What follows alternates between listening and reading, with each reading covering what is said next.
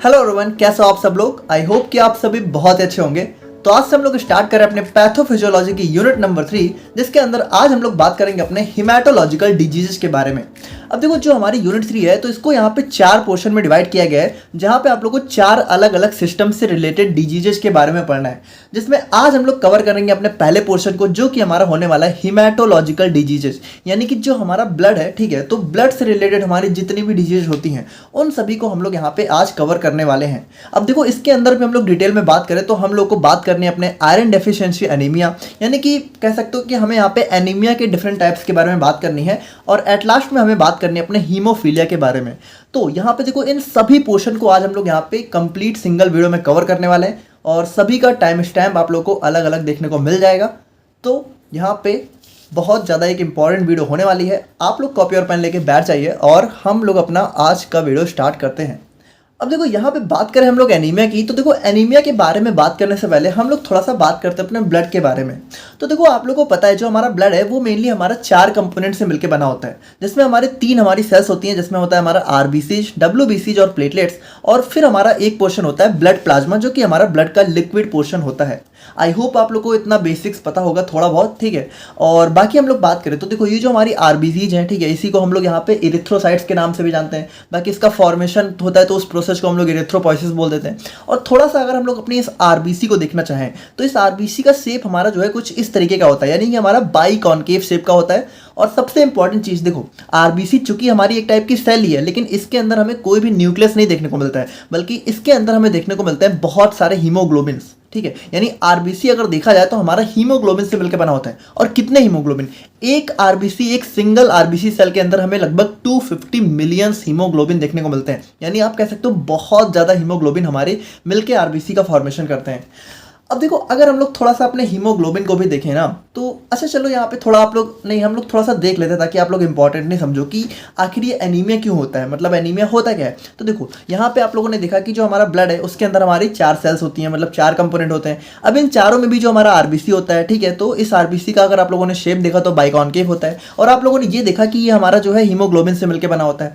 यानी ब्लड के अंदर मेन कंपोनेंट कह सकते हो आरबीसी, और आरबीसी के अंदर मेन कंपोनेंट हमारा हीमोग्लोबिन। अब इस हीमोग्लोबिन को देखें तो ये हीमोग्लोबिन ना हमारा 4 हीम और 4 ग्लोबिन चेन से मिलकर बना होता है। ध्यान से समझना, बहुत इंपॉर्टेंट चीज है। अगर इस चीज को समझ गए ना तो एनीमिया समझने में आप लोगों को कोई प्रॉब्लम नहीं होगी। तो हीमोग्लोबिन हमारा मिलकर बना होता है 4 हीम और 4 ग्लोबिन चेन से। यानी अगर हम लोग इस तरह देखें तो 4 हमारी ग्लोबिन चेन्स होती हैं, ठीक है, और 4 हमारा हीम यूनिट्स होते हैं। अब इस हीम को भी देखें तो इस हीम के अंदर हमें देखने को मिलता है आयरन। अब देखो कितने हीम है, 4 हीम है, तो आयरन भी हमारे कितने हो जाएंगे, 4 आयरन, ठीक है। तो एक हीमोग्लोबिन के अंदर हमारे 4 आयरन देखने को मिलते हैं। और इन 4 ये जो 4 आयरन होते हैं, ये क्या करते हैं, ये हमारे 4 ऑक्सीजन से बाइंड होते हैं।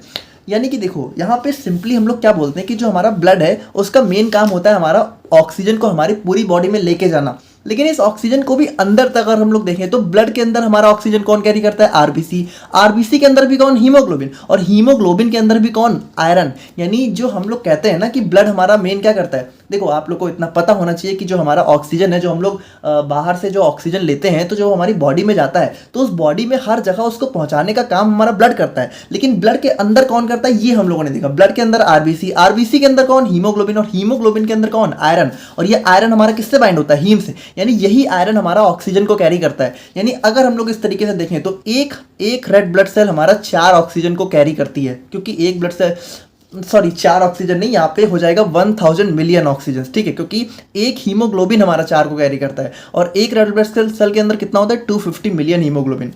तो ये चीज़ आप लोगों ने समझी ना कि अगर हमारी बॉडी में, ठीक है, अब इस चीज़ को समझो, यहाँ पे एनीमिया क्या होता है। तो anaemia is a medical condition that can be defined as deficiency in the number और quality of red blood cells in human body.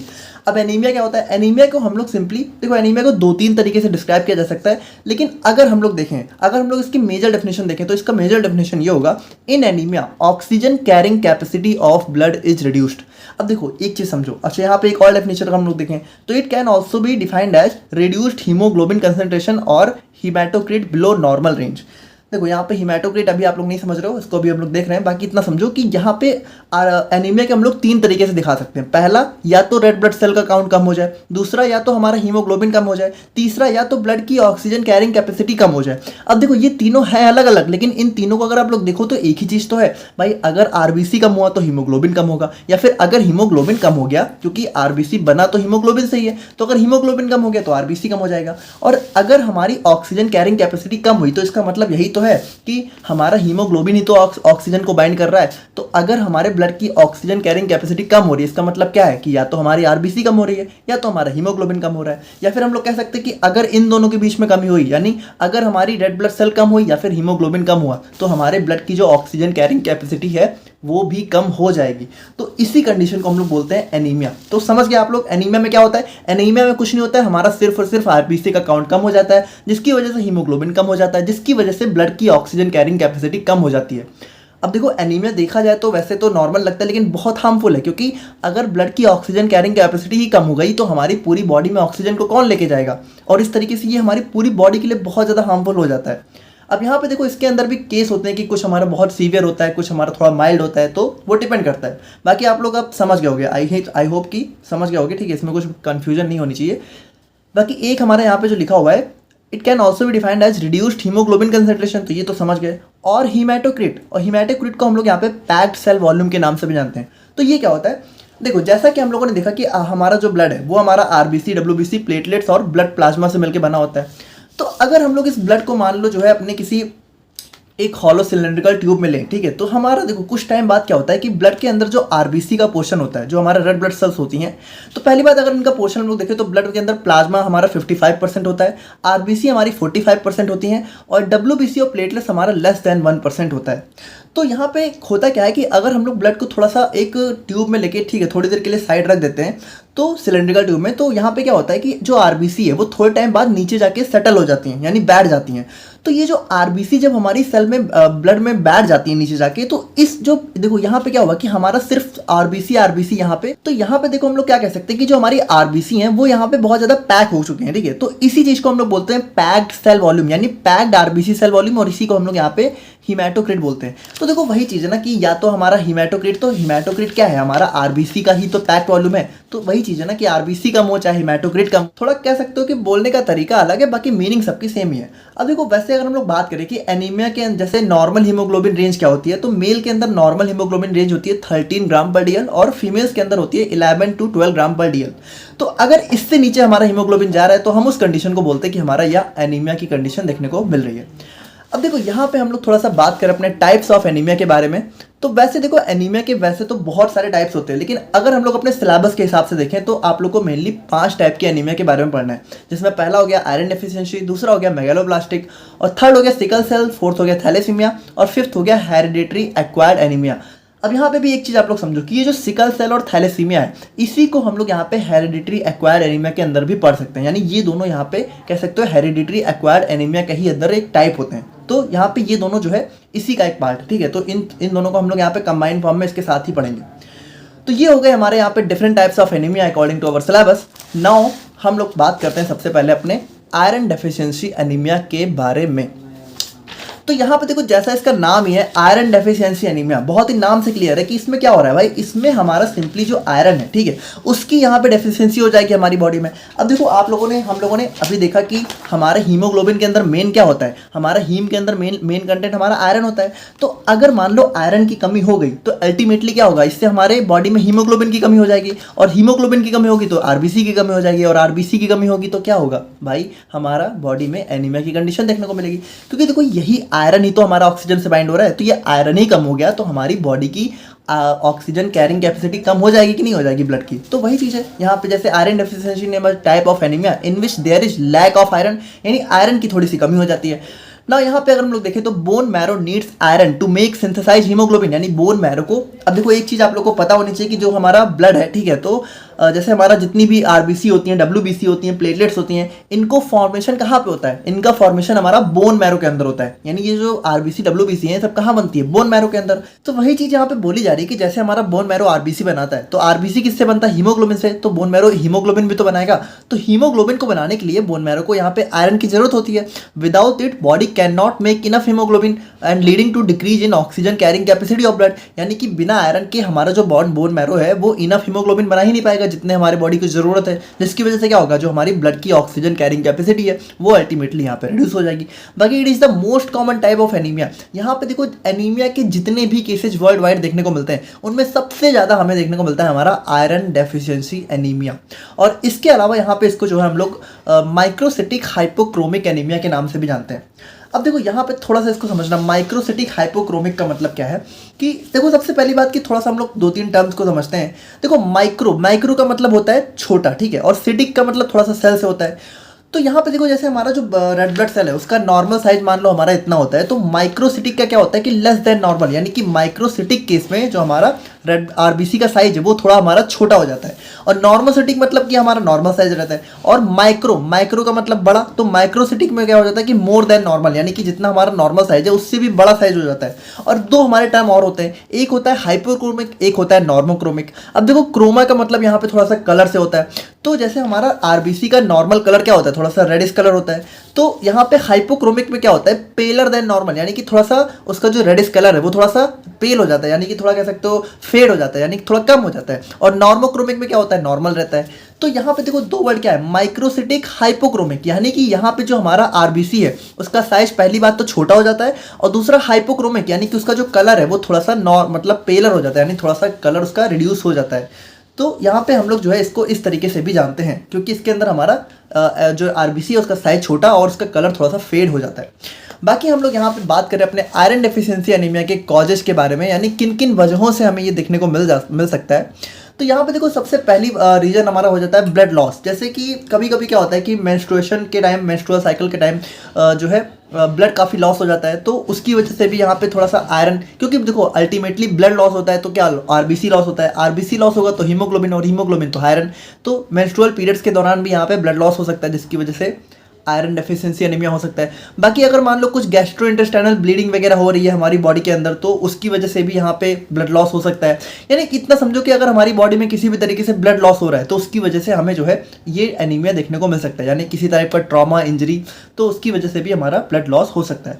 बाकी लो आयरन डाइट, अब देखो यहाँ पे क्या है कि मान लो हम लोग अपनी डाइट में आयरन को अच्छे से ले ही नहीं रहे। जैसे आयरन का जो डाइट सोर्स होता है वो क्या क्या होता है, जैसे ग्रीन लीफी वेजिटेबल्स में बहुत अच्छा आयरन देखने को मिलता है, ठीक है। फिर कह सकते हो बीन, पंपकिन सीड्स, टोफू और मीट, इन सब में जो है आयरन का एक अच्छा अमाउंट देखने को मिलता है। तो अगर इन सब की आपकी डाइट में कमी है तो उसकी वजह से भी हमारा यहाँ पे आयरन देखने को मिल सकता है। और देखो मोस्ट ऑफ द टाइम जो है डाइट एक बहुत बड़ा रीजन हो जाता है आयरन डेफिशिएंसी एनीमिया का, क्योंकि जो हमारी इंडियन डाइट है वो इतनी अच्छी नहीं है कि उसके अंदर हमें जो है आयरन अच्छे से मिल पाए, तो इस चीज़ का भी थोड़ा सा हमें ध्यान रखना चाहिए। बाकी इंक्रीज रिक्वायरमेंट, यानी कि कभी कभी क्या होता है कि हमारी बॉडी में आयरन है तो नॉर्मल, लेकिन उसकी रिक्वायरमेंट बढ़ गई है। जैसे प्रेगनेंसी के टाइम पे आयरन की रिक्वायरमेंट बढ़ जाती है, लैक्टेशन यानी कि ब्रेस्ट फीडिंग के टाइम पे आयरन की रिक्वायरमेंट बढ़ जाती है, और चाइल्डहुड यानी कि जब हम लोग यहाँ पे अपने ग्रोथ फेज में होते हैं उस दौरान भी हमारी बॉडी में आयरन की रिक्वायरमेंट बढ़ जाती है। तो इन सब केस में भी हमारा जो है आयरन डेफिशिएंसी हो सकती है। और पुअर एब्जॉर्प्शन, यानी कि देखो हम लोग आयरन अच्छे से ले भी रहे हैं, सब कुछ है, लेकिन उसका एब्जॉर्प्शन यानी हमारी बॉडी उसको एब्जॉर्ब ही नहीं कर पा रही फूड से। तो यहाँ पे जैसे पुअर एब्जॉर्प्शन के रीजन हो सकते हैं, जैसे इन्फ्लामेटरी बाउल डिजीज हो गया, सेलियाक डिजीज हो गया, गैस्ट्रिक सर्जरी हो गया। इन सब वजह से हमारी बॉडी में आयरन का हो सकता है एब्जॉर्प्शन ही ना अच्छा हो, वो इंटेस्टाइन से एब्जॉर्ब ही ना हो पा रहा हो। तो इन सारे रीजन की वजह से हमें जो है हमारा आयरन डेफिशिएंसी एनीमिया देखने को मिल सकता है। बाकी हम लोग बात करें अपने पैथोजेनेसिस के बारे में, यानी कि आयरन डेफिशिएंसी एनीमिया के अंदर मतलब किस तरीके से ये हमारा होता है। तो यहाँ पे देखो पैथोजेनेसिस को समझने से पहले थोड़ा सा हमें यह समझना होगा कि ये जो हमारा आयरन है तो इसका मेटाबॉलिज्म हमारी बॉडी में किस तरीके से होता है, ठीक है। तो यहाँ पे देखो जो हमारा आयरन है, मान लो हम लोगों ने उसको डाइट से लिया, तो देखो जो हमारा डाइट से जो आयरन होता है वो हमारा मेनली यहाँ पे Fe3+ यानी कि फेरिक फॉर्म में होता है, ठीक है। लेकिन जो हमारी बॉडी में उसका एब्जॉर्प्शन है वो हमारा फेरस फॉर्म में यानी Fe2+ फॉर्म में होता है। तो यहाँ पे होता क्या है, जैसे डाइट से जब हम लोग अपना आयरन लेते हैं तो आयरन सबसे पहले Fe3+ हमारा कन्वर्ट हो जाता है Fe2+ के फॉर्म में कौन से एंजाइम की हेल्प से? डिओडोनल साइटोक्रोम बी की हेल्प से, ठीक है। और जैसे ही हमारा अब्जॉर्ब हो जाता है तो ये हमारा चला जाता है हमारे इंटेस्टाइन के अंदर, ठीक है। तो यहाँ पे हमारा एक डीएमटी चैनल होता है जिसके थ्रू ये हमारा जो है इंटेस्टाइन के अंदर पास कर जाता है, ठीक है, डाइवैलेंट मेटल ट्रांसपोर्टर। और उसके बाद देखो क्या होता है, इंटेस्टाइन के अंदर ये हमारा Fe2+ से फिर से हमारा कुछ अमाउंट हमारा Fe3+ के फॉर्म में कन्वर्ट हो जाता है और ये हमारा स्टोर फॉर्म होता है। और स्टोर फॉर्म को हम लोग बोलते हैं फेरिटिन। देखो अभी इस चीज़ को थोड़ा सा ध्यान रखना। बाकी हम लोग बात करें तो उसके बाद ये फिर से हमारे इंटेस्टाइन की वॉल को क्रॉस करके, ठीक है, और यहाँ पे हमारा ट्रांसपोर्टर होता है FPN, ठीक है, और इसकी हेल्प से ये हमारा जो है फिर से हमारा इंटेस्टाइन से बाहर निकल के, और देखो यहाँ पे ध्यान देना कि ये फिर से हमारा Fe3+ के फॉर्म में कन्वर्ट होता है। और ध्यान देना यहाँ पे कि इसके बाद क्या होता है कि ये हमारा जो है हमारी बॉडी में एक कह सकते हो एक हमारा बाइंडिंग प्रोटीन होता है ट्रांसफेरिन, जिसके साथ हमारा ये बाइंड होकर हमारी पूरी बॉडी में ट्रैवल करता है और जहाँ जहाँ भी इसकी रिक्वायरमेंट होती है, जैसे मोस्ट ऑफ द पार्ट हमारा बोन मैरो में चला जाता है और कुछ हमारा मायोग्लोबिन में और कुछ हमारे यहाँ पे लिवर में जाके स्टोर हो जाता है। तो यहाँ पे देखो समझने वाली बात क्या थी कि जो हमारा आयरन है, ठीक है, तो आयरन के अंदर यहाँ पे जो हमारी स्टोर फॉर्म होती है आयरन की, उसको हम लोग बोलते हैं फेरिटिन। और जो हमारा आयरन की ट्रांसपोर्ट फॉर्म होती है, यानी आयरन जिसकी वजह से हमारा कह सकते हो हमारी पूरी बॉडी में ट्रांसपोर्ट करता है, उसको हम लोग बोलते हैं ट्रांसफेरिन। अब देखो यहाँ पे ट्रांसफेरिन का मतलब ये नहीं कि हमारा आयरन का फॉर्म है, इसके साथ हमारा आयरन बाइंड होकर हमारी पूरी बॉडी में ट्रैवल करता है जहाँ जहाँ भी इसकी रिक्वायरमेंट होती है। तो हम लोग समझ गए कि हमारा बॉडी में आयरन ट्रैवल करता है ट्रांसफेरिन के साथ और स्टोर होता है फेरिटिन के फॉर्म में। तो यहाँ पे अगर हम लोग देखें तो आयरन हमारा मोस्ट ऑफ दी आयरन जो हमारा हीमोग्लोबिन है उसके अंदर देखने को मिलता है, यानी हमारी पूरी बॉडी में 65% आयरन हमारा हीमोग्लोबिन के अंदर होता है। बाकी 30% हमारा फेरिटिन और हीमोसेड्रिन के फॉर्म में स्टोर फॉर्म में होता है और थोड़ा कह सकते हो लेस देन 5% फॉर्म हमारा मायोग्लोबिन यानी हमारी जो मसल्स प्रोटीन होती है उनके फॉर्म में हमें देखने को मिलता है। तो हम लोगों ने यहाँ पे क्या समझा कि आयरन का स्टोर्ड फॉर्म है फेरिटिन और ट्रांसपोर्ट कराने वाला फॉर्म है ट्रांसफेरिन, ठीक है। तो अब आप लोग यहाँ पे थोड़ा सा समझना कि जो हमारा पैथोजेनेसिस ऑफ आयरन है वो हमारा 3 स्टेप में इन्वॉल्व होता है, यानी 3 स्टेप में हमारा जो है कह सकते हो हमें जो है अपना आयरन डेफिशिएंसी एनीमिया देखने को मिलता है, जिसमें पहला होता है आयरन डेप्लीशन, दूसरा होता है आयरन डेफिशिएंसी इरिथ्रोपोइसिस और थर्ड होता है हमारे यहाँ पे आयरन डेफिशिएंसी एनीमिया यानी फाइनल स्टेप। तो सबसे पहले हम लोग देखते हैं अपना आयरन डेप्लीशन। तो यहाँ पे देखो क्या होता है, सबसे पहले जो हमारी बॉडी है initially body usage it's iron stores. देखो यहाँ पे ध्यान से समझना, जैसे क्या होगा कि मान लो अगर हमें आयरन डेफिशिएंसी एनीमिया होने वाला है तो सबसे पहले आयरन की कमी होगी। तो जैसे मान लो जब थोड़े अमाउंट में आयरन की कमी होती है तो बॉडी उसको पूरा करने के लिए जो हमारी बॉडी में स्टोर्ड आयरन होता है फेरिटिन के फॉर्म में, जो कि कहाँ होता है, लिवर में होता है, स्प्लीन, बोन मैरो, इन सब जगह जो हमारा आयरन स्टोर होता है उनको यूज करना चालू कर देती है। अब इसकी वजह से क्या होता है, this stage is often detectable through are decrease in serum ferritin level. और देखो इसको हम लोग पहचान कैसे सकते हैं इस स्टेज को, decrease in serum ferritin level. तो हम लोगों ने वही देखा ना, फेरिटिन क्या होता है, स्टोर्ड फॉर्म होता है हमारी बॉडी में आयरन का। तो अगर इसके लेवल में कमी आ रही है इसका मतलब कि हमारी बॉडी में आयरन डेप्लीशन स्टार्ट हो गया, यानी पहली स्टेज स्टार्ट हो गई। अब दूसरी स्टेज में क्या होता है, दूसरी स्टेज में होता है हमारे यहाँ पे आयरन डेफिशिएंसी इरिथ्रोपोइसिस। अब देखो यहाँ पे जैसे मान लो हमारी बॉडी में थोड़ा आयरन की कमी हुई तो हमारी बॉडी ने जो स्टोर्ड आयरन था उसको यूज किया, लेकिन अब जब कमी हमारी बढ़ती जा रही है तो क्या होगा, as in the first stage iron stores become exhausted, there is insufficient iron available for incorporation into hemoglobin। यानी हीमोग्लोबिन को बनाने के लिए जो आयरन की जरूरत है अब वो हमारा अवेलेबल ही नहीं है in developing RBCs in bone marrow. तो अब उसकी वजह से क्या होगा, जो हमारा इरिथ्रोपोइसिस, देखो इरिथ्रोपोइसिस हम लोगों ने स्टार्टिंग में ही देखा क्या होता है, इरिथ्रोपोइसिस का मतलब जो है हमारा आरबीसी का फॉर्मेशन। तो आरबीसी कैसे बनती है, हमारा बोन मैरो के अंदर, और बनती कैसे, हीमोग्लोबिन से। और हीमोग्लोबिन कैसे बनता है, आयरन से। तो जब आयरन होगा नहीं तो हीमोग्लोबिन अच्छे से बन नहीं पाएगा, और जब हीमोग्लोबिन अच्छे से नहीं बन पाएगा तो हमारा इरिथ्रोपोइसिस अच्छे से हो पाएगा। तो यहाँ पे क्या होगा, हमारा इरिथ्रोपोइसिस जो है आयरन की डेफिशिएंसी में स्टार्ट हो जाएगा, जो कि हमारा कह सकते हो किसी काम का नहीं होने वाला है। और इसके बाद हमारा फाइनली देखने को मिलता है हमारे यहाँ पे आयरन डेफिशिएंसी एनीमिया। तो इसमें क्या होगा, in it is the final stage in which RBCs becomes smaller. तो इसमें क्या होता है, धीरे धीरे जो हमारी आरबीसी बनती भी है, यानी इरिथ्रोपोइसिस में क्या हुआ, अब हमारा आयरन के बिना आरबीसी बनना स्टार्ट हुई। तो ये जो आरबीसी बनेंगी, पहली बात तो ये साइज में स्मॉलर होंगी, दूसरी बात की हमारी पेलर होंगी, जो कि हम लोगों ने स्टार्टिंग में ही देखा कि हमारा माइक्रोसिटिक और हाइपोक्रोमिक आरबीसी बनेंगी than normal due to reduced haemoglobin concentration, क्योंकि इनके अंदर हीमोग्लोबिन अच्छे से होगा ही नहीं, क्योंकि हीमोग्लोबिन बनाने के लिए आयरन चाहिए, आयरन है नहीं। Now hemoglobin level falls below normal leads to reducing in the ability of RBC to carry oxygen। अब यहाँ पर देखो जो हमारी RBC मान लो बन भी जाएंगी तो उनके अंदर हीमोग्लोबिन अच्छे से होगा ही नहीं, या फिर या तो कम होगा या तो बिल्कुल नहीं होगा, जिसकी वजह से वो RBC किसी काम की रहेंगी नहीं, क्योंकि वो ऑक्सीजन को कैरी नहीं कर पाएंगी। तो इस तरीके से क्या होगा, हमारा बॉडी में जो है हमें आयरन डेफिशिएंसी एनीमिया देखने को मिलेगा। अब अगर हम लोग इसको थोड़ा सा एक फ्लो चार्ट के फॉर्म में देखें तो यहाँ पे अगर आप लोग देखो तो due to various aetiological factors यानी कि जो भी हमारे रीजन्स हैं उनकी वजह से क्या होगा, हमारी बॉडी में आयरन स्टोर्स का डिप्लीशन यानी कि आयरन स्टोर्स खत्म होना स्टार्ट हो जाएंगे, जिसकी वजह से धीरे धीरे हमारा सीरम फेरेटिन लेवल डिक्रीज करेगा। और यहाँ पे देखो ध्यान से देखना कि सीरम ट्रांसफेरिंग लेवल इंक्रीज करेगा। अब ये क्यों होगा, देखो हम लोगों ने क्या देखा कि जो आयरन का हमारा स्टोर्ड फॉर्म है वो फेरेटिन होता है, तो ये तो कम होगा क्योंकि आयरन का डिप्लीशन स्टार्ट हो गया। लेकिन ट्रांसफेरिन का लेवल बढ़ेगा। क्यों बढ़ेगा, क्योंकि हमारी बॉडी को क्या लगेगा कि हमारी बॉडी को लगेगा कि आयरन की कमी हो रही है, जिसकी वजह से वो ट्रांसफेरिन का लेवल बढ़ाना स्टार्ट कर देगी।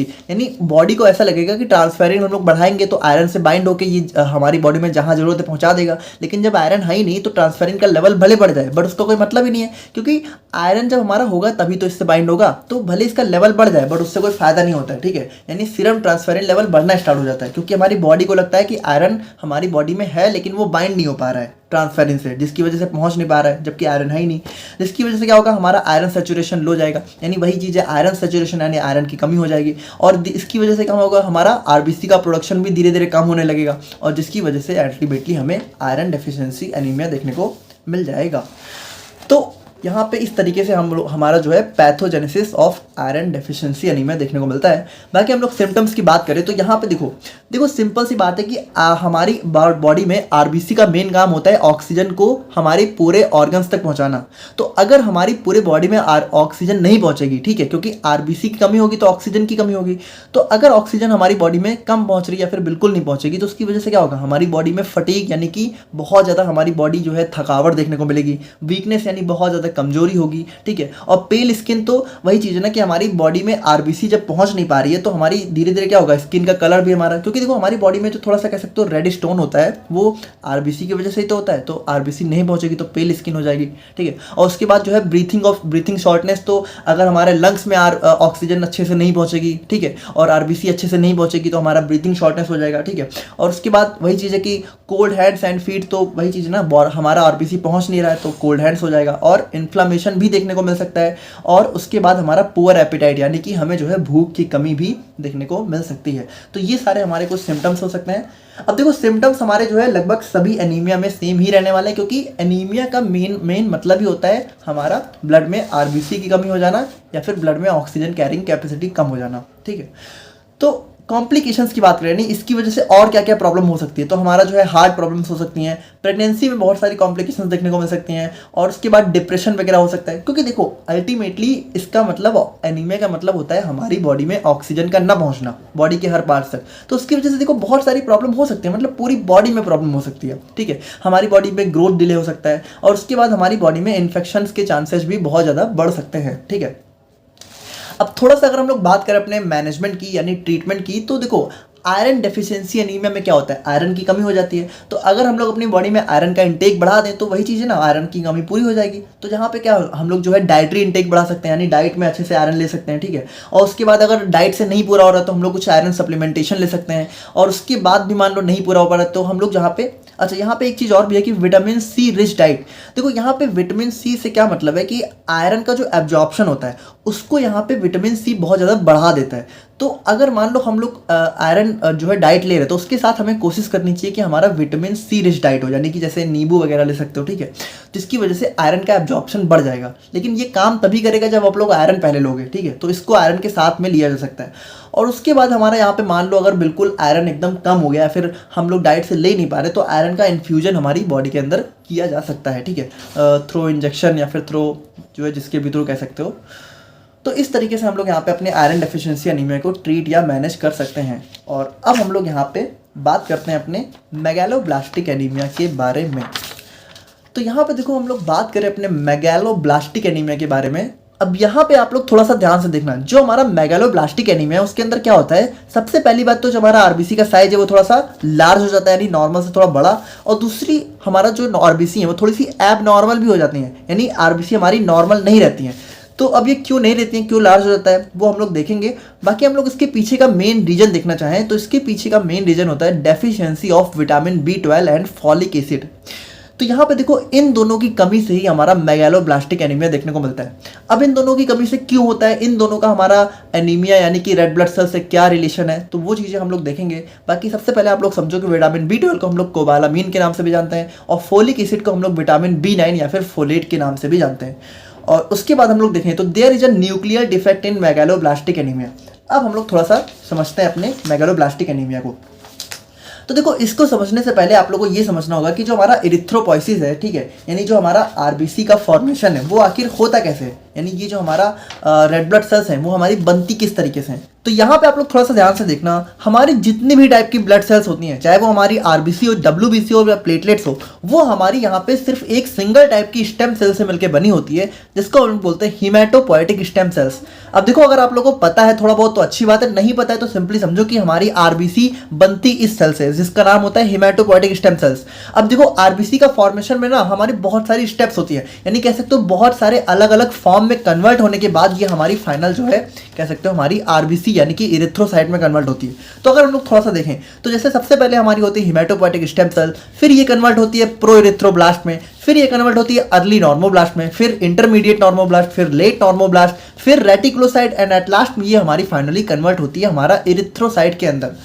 तो अगर आप लोग यहाँ पे थोड़ा सा चीज़ों को ध्यान से देखो तो जैसे जैसे हमारी जो सेल है वो हमारी आरबीसी बनने की तरफ जो है कह सकते हो प्रोग्रेस हो रही है, यानी जैसे जैसे हमारा सेल आरबीसी में कन्वर्ट हो रही है वैसे वैसे हमारा क्या हो रहा है, सेल का साइज छोटा होता जा रहा है। यानी देखो, अगर आप लोग हीमेटोपोएटिक स्टेम सेल का साइज देखो तो काफ़ी बड़ा है, और उसी तरीके से प्रोइथ्रो का सोचो तो इससे छोटा, फिर हमारा अर्ली नॉर्मोब्लास्ट इससे छोटा, फिर ये छोटा होता होता देखो यहाँ पे आप लोग देखो तो हमारा एट लास्ट में क्या होता है, यानी जो हमारा इरिथ्रोपोइसिस यानी आरबीसी का जो फॉर्मेशन होता है उसमें हमारी सेल का साइज यहाँ पे छोटा होता जाता है। और एक और चीज होती है, एक और चीज क्या होती है कि जो हमारा न्यूक्लियस है, देखो ये हमारा न्यूक्लियस ही है, ठीक है, जैसे हमारा हीमेटोपोएटिक स्टेम सेल के अंदर न्यूक्लियस होता है तो ये न्यूक्लियस भी क्या होता है, पहले इसका साइज धीरे धीरे छोटा होता है और एट लास्ट में ये गायब भी हो जाता है। यानी कि अगर आप लोग देखो तो हीमेटोपोएटिक स्टेम सेल में न्यूक्लियस है, ठीक है, और प्रोइथ्रोब्लास्ट में भी न्यूक्लियस है लेकिन छोटा हो रहा है, ठीक है, और अर्ली नॉर्मो में थोड़ा और छोटा, फिर इंटरमीडिएट में थोड़ा और छोटा, फिर लेट में थोड़ा और छोटा, और उसके बाद रेटिकुलोसाइट में गायब हो गया, यानी न्यूक्लियस गायब ही हो गया,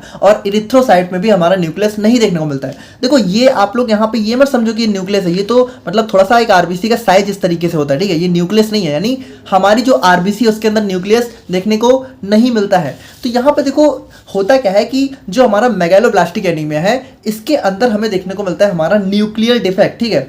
तो न्यूक्लियर डिफेक्ट से यहाँ पे क्या मतलब है, अब देखो इसको भी समझने से पहले थोड़ा सा आप लोग को यहाँ पे समझना होगा हमारा विटामिन B12 और फॉलिक एसिड का मेटाबॉलिज्म। देखो, एक चीज़ आप लोग समझो, थोड़ा बहुत आप लोग को पता होना चाहिए कि जैसे हमारी कोई भी सेल है, ठीक है, तो जब वो डिवाइड होती है तो उसके लिए यहाँ पे जैसे मान लो न्यूक्लियस है तो न्यूक्लियस के प्रोग्रेशन के लिए कह सकते हो हमारा डीएनए बहुत मेजर रोल प्ले करता है। न्यूक्लियस के अंदर जो हमारा मेन कह सकते हो क्रोमोसोम्स होते हैं तो उनके अंदर हमारा मेन डीएनए ही तो होता है, यानी डीएनए सिंथेसिस हमारा न्यूक्लियस डिवीजन में बहुत ज़्यादा मेजर रोल प्ले करता है।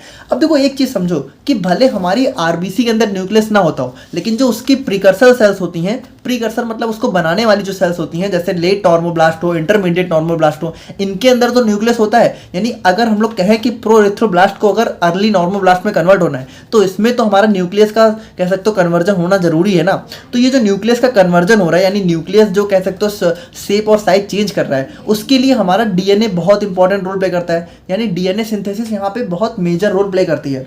तो यहाँ पे देखो, मेगालोब्लास्टिक एनीमिया में क्या होता है, there is a nuclear defect in megaloblastic anaemia, यानी कि मेगालोब्लास्टिक एनीमिया में ये जो न्यूक्लियस यहाँ पे जो चेंज हो रहा है, यानी कि न्यूक्लियस का जो कन्वर्जन हो रहा है, ये यहाँ पे इसमें थोड़ा सा कह सकते हो डिफेक्ट देखने को मिलता है। देखो, एक चीज समझो, हमारी सेल के अंदर मेन दो चीजें होती हैं, एक होता है साइटोप्लाज्म, एक होता है न्यूक्लियस, ठीक है। तो अगर आप लोगों को थोड़ा बहुत पता हो तो जो सेल डिवीजन होता है उसमें हमारा न्यूक्लियस का भी डिवीजन होता है और साइटोप्लाज्म का भी डिवीजन होता है।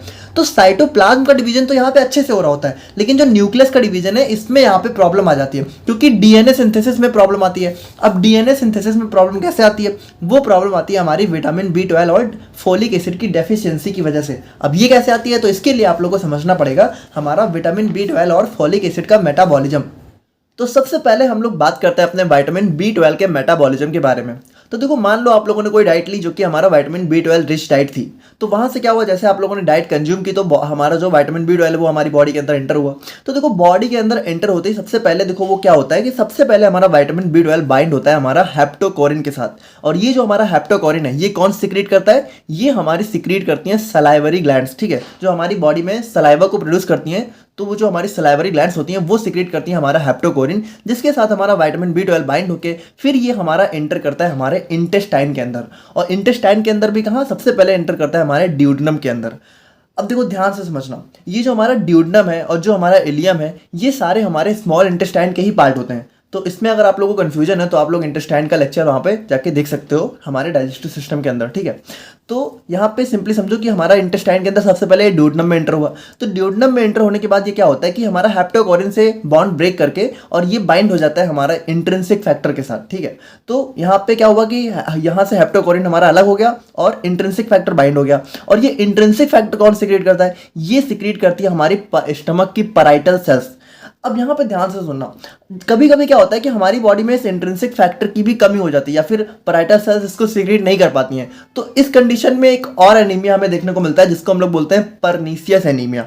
तो हालांकि वो आप लोग के सिलेबस में नहीं है, बट सिंपली समझो कि परनीसियस एनीमिया कुछ नहीं होता है। जब हमारी बॉडी में इंट्रिंसिक फैक्टर नहीं सीक्रेट होता है तो हमारा परनीसियस एनीमिया हमें देखने को मिलता है।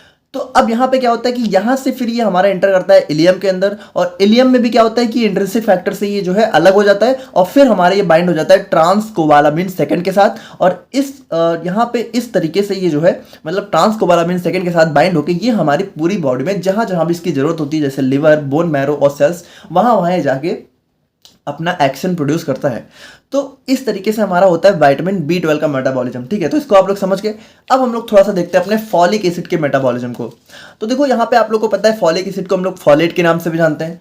तो यहाँ पे होता क्या है, जैसे मान लो हम लोगों ने कोई डाइट ली, ठीक है, जो कि फॉलिक एसिड रिच डाइट थी, तो वहां से क्या हुआ, देखो फॉलेट जो है सबसे पहले तो हमारा यहाँ पे कन्वर्ट हो जाता है डाईहाइड्रोफोलेट में, ठीक है। किसकी हेल्प से? डाईहाइड्रोफोलेट रिडक्टेस एंजाइम की वजह से ये हमारा कन्वर्ट हो जाता है डाईहाइड्रोफोलेट में। और ये डाईहाइड्रोफोलेट यहाँ पे फर्दर कन्वर्ट हो जाता है ट्राईहाइड्रोफोलेट में, किसकी हेल्प से? टेट्राहाइड्रोफोलेट रिडक्टेस, ठीक है। तो ध्यान से समझना, सबसे पहले हमारा फोलेट एंटर हुआ, फोलेट कन्वर्ट हुआ डीएचएफ में, डीएचएफ कन्वर्ट हुआ टीएचएफ यानी टेट्राहाइड्रोफोलेट में। अब यहाँ पे देखो ध्यान से सुनना क्या होता है, ये जो हमारा टीएचएफ है ये हमारा फर्दर कन्वर्ट हो जाता है मेथाइल टीएचएफ से, यानी कि मेथाइल ग्रुप के साथ कंबाइन करके ये हमारा कन्वर्ट हो जाता है मेथाइल टीएचएफ में। और मेथाइल इसको कहाँ से मिलता है? मेथाइल इसको सेरीन, ग्लाइसिन्स और भी बहुत सारे सोर्सेज होते हैं। तो यहाँ पे हम लोगों ने समझा कि सबसे पहले फोलेट हमारा कन्वर्ट हुआ डीएचएफ में, डीएचएफ कन्वर्ट हुआ टीएचएफ में, टीएचएफ कन्वर्ट हुआ एमटीएचएफ यानी मेथाइल टीएचएफ से। और ये मेथाइल टीएचएफ यहाँ पे ध्यान से सुनना, ये मेथाइल टीएचएफ यहाँ पे फर्दर जो है मेथाइल ग्रुप लीव करके कन्वर्ट हो जाता है टीएचएफ यानी टेट्राहाइड्रोफोलेट में। अब यहाँ पे ध्यान से सुनना, जैसे यहाँ पे जब इसने मेथाइल ग्रुप को छोड़ा तो मेथाइल ग्रुप को यहाँ पे एक्सेप्ट किसने किया? यहाँ पे इस मेथाइल ग्रुप को एक्सेप्ट किया हमारा विटामिन B12 ने, यानी यही जो हमारा विटामिन B12 था इसने यहाँ पे मेथाइल ग्रुप को एक्सेप्ट करके और ये कन्वर्ट हो गया मेथाइल विटामिन B12 में। यहाँ पे आप लोग को कंफ्यूजन नहीं होनी चाहिए। देखो यहाँ पे क्या हुआ, टीएचएफ कन्वर्ट हुआ मेथाइल टीएचएफ में, मेथाइल टीएचएफ हमारा फर्दर कन्वर्ट हो गया टीएचएफ में। और जब हमारा ये मेथाइल टीएचएफ टीएचएफ में कन्वर्ट हुआ तो इसने अपना मेथाइल ग्रुप किसको दे दिया? विटामिन B12 को। और ध्यान से सुनना, जब हमारा विटामिन B12 यहाँ पे मेथाइल ग्रुप को एक्सेप्ट करता है तो हमारी बॉडी में एक कंपोनेंट होता है होमोसिस्टीन जो कि कन्वर्ट हो जाता है हमारा मेथायोनिन में। तो यहाँ पे देखो, चलो ये तो ये वाली बात थी। बाकी यहाँ पे ध्यान से सुनना, जब ये हमारा मेथाइल टीएचएफ यहाँ पे फर्दर कन्वर्ट होता है हमारा डीएचएफ में, तो यहाँ पे क्या होता है, हमारी बॉडी में जो DUMP है ये कन्वर्ट हो जाता है हमारा DTMP में। और ये जो DTMP है यही हमारा यहाँ पे DNA सिंथेसिस में बहुत मेजर रोल प्ले करता है। तो आप लोगों ने यहाँ पे इस तरीके से देखा कि किस तरीके से फॉलिक एसिड और विटामिन B12 इन दोनों ने मिलकर यहाँ पे क्या किया, हम लोग कह सकते हैं कि DUMP को यहाँ पे DTMP में कन्वर्ट करने का काम किया, जो कि हमारा DNA सिंथेसिस में मेजर रोल प्ले करता है। तो अगर हम लोग यहाँ पे देखें तो अगर मान लो हमारी बॉडी में फोलेट या फिर जो है विटामिन B12 की कमी हो जाए तो ये जो सारा रिएक्शन है, ये जो सारा मेटाबॉलिज्म है, ये यहाँ पे कहीं ना कहीं डिस्टर्ब हो जाएगा, जिसकी वजह से यहाँ पे ये कन्वर्जन यहाँ पे थोड़ा सा डिस्टर्ब होगा और DNA सिंथेसिस में बहुत ज़्यादा प्रॉब्लम देखने को मिलेगी। तो यहाँ पे आप लोग इतना तो समझ गए कि यहाँ पे किस तरीके से हमारा जो विटामिन B12 है और हमारा जो है फॉलिक एसिड है ये हमारा DNA सिंथेसिस में एक मेजर रोल प्ले करता है। लेकिन यहाँ पे ये DNA सिंथेसिस किस तरीके से हमारा न्यूक्लियर डिफेक्ट करता है, तो देखो यहाँ पे वही चीज़ है कि न्यूक्लियस को अगर डिवाइड होना है तो यहाँ पे DNA सिंथेसिस बहुत जरूरी है, DNA का बहुत इंपॉर्टेंट रोल प्ले होता है, ठीक है।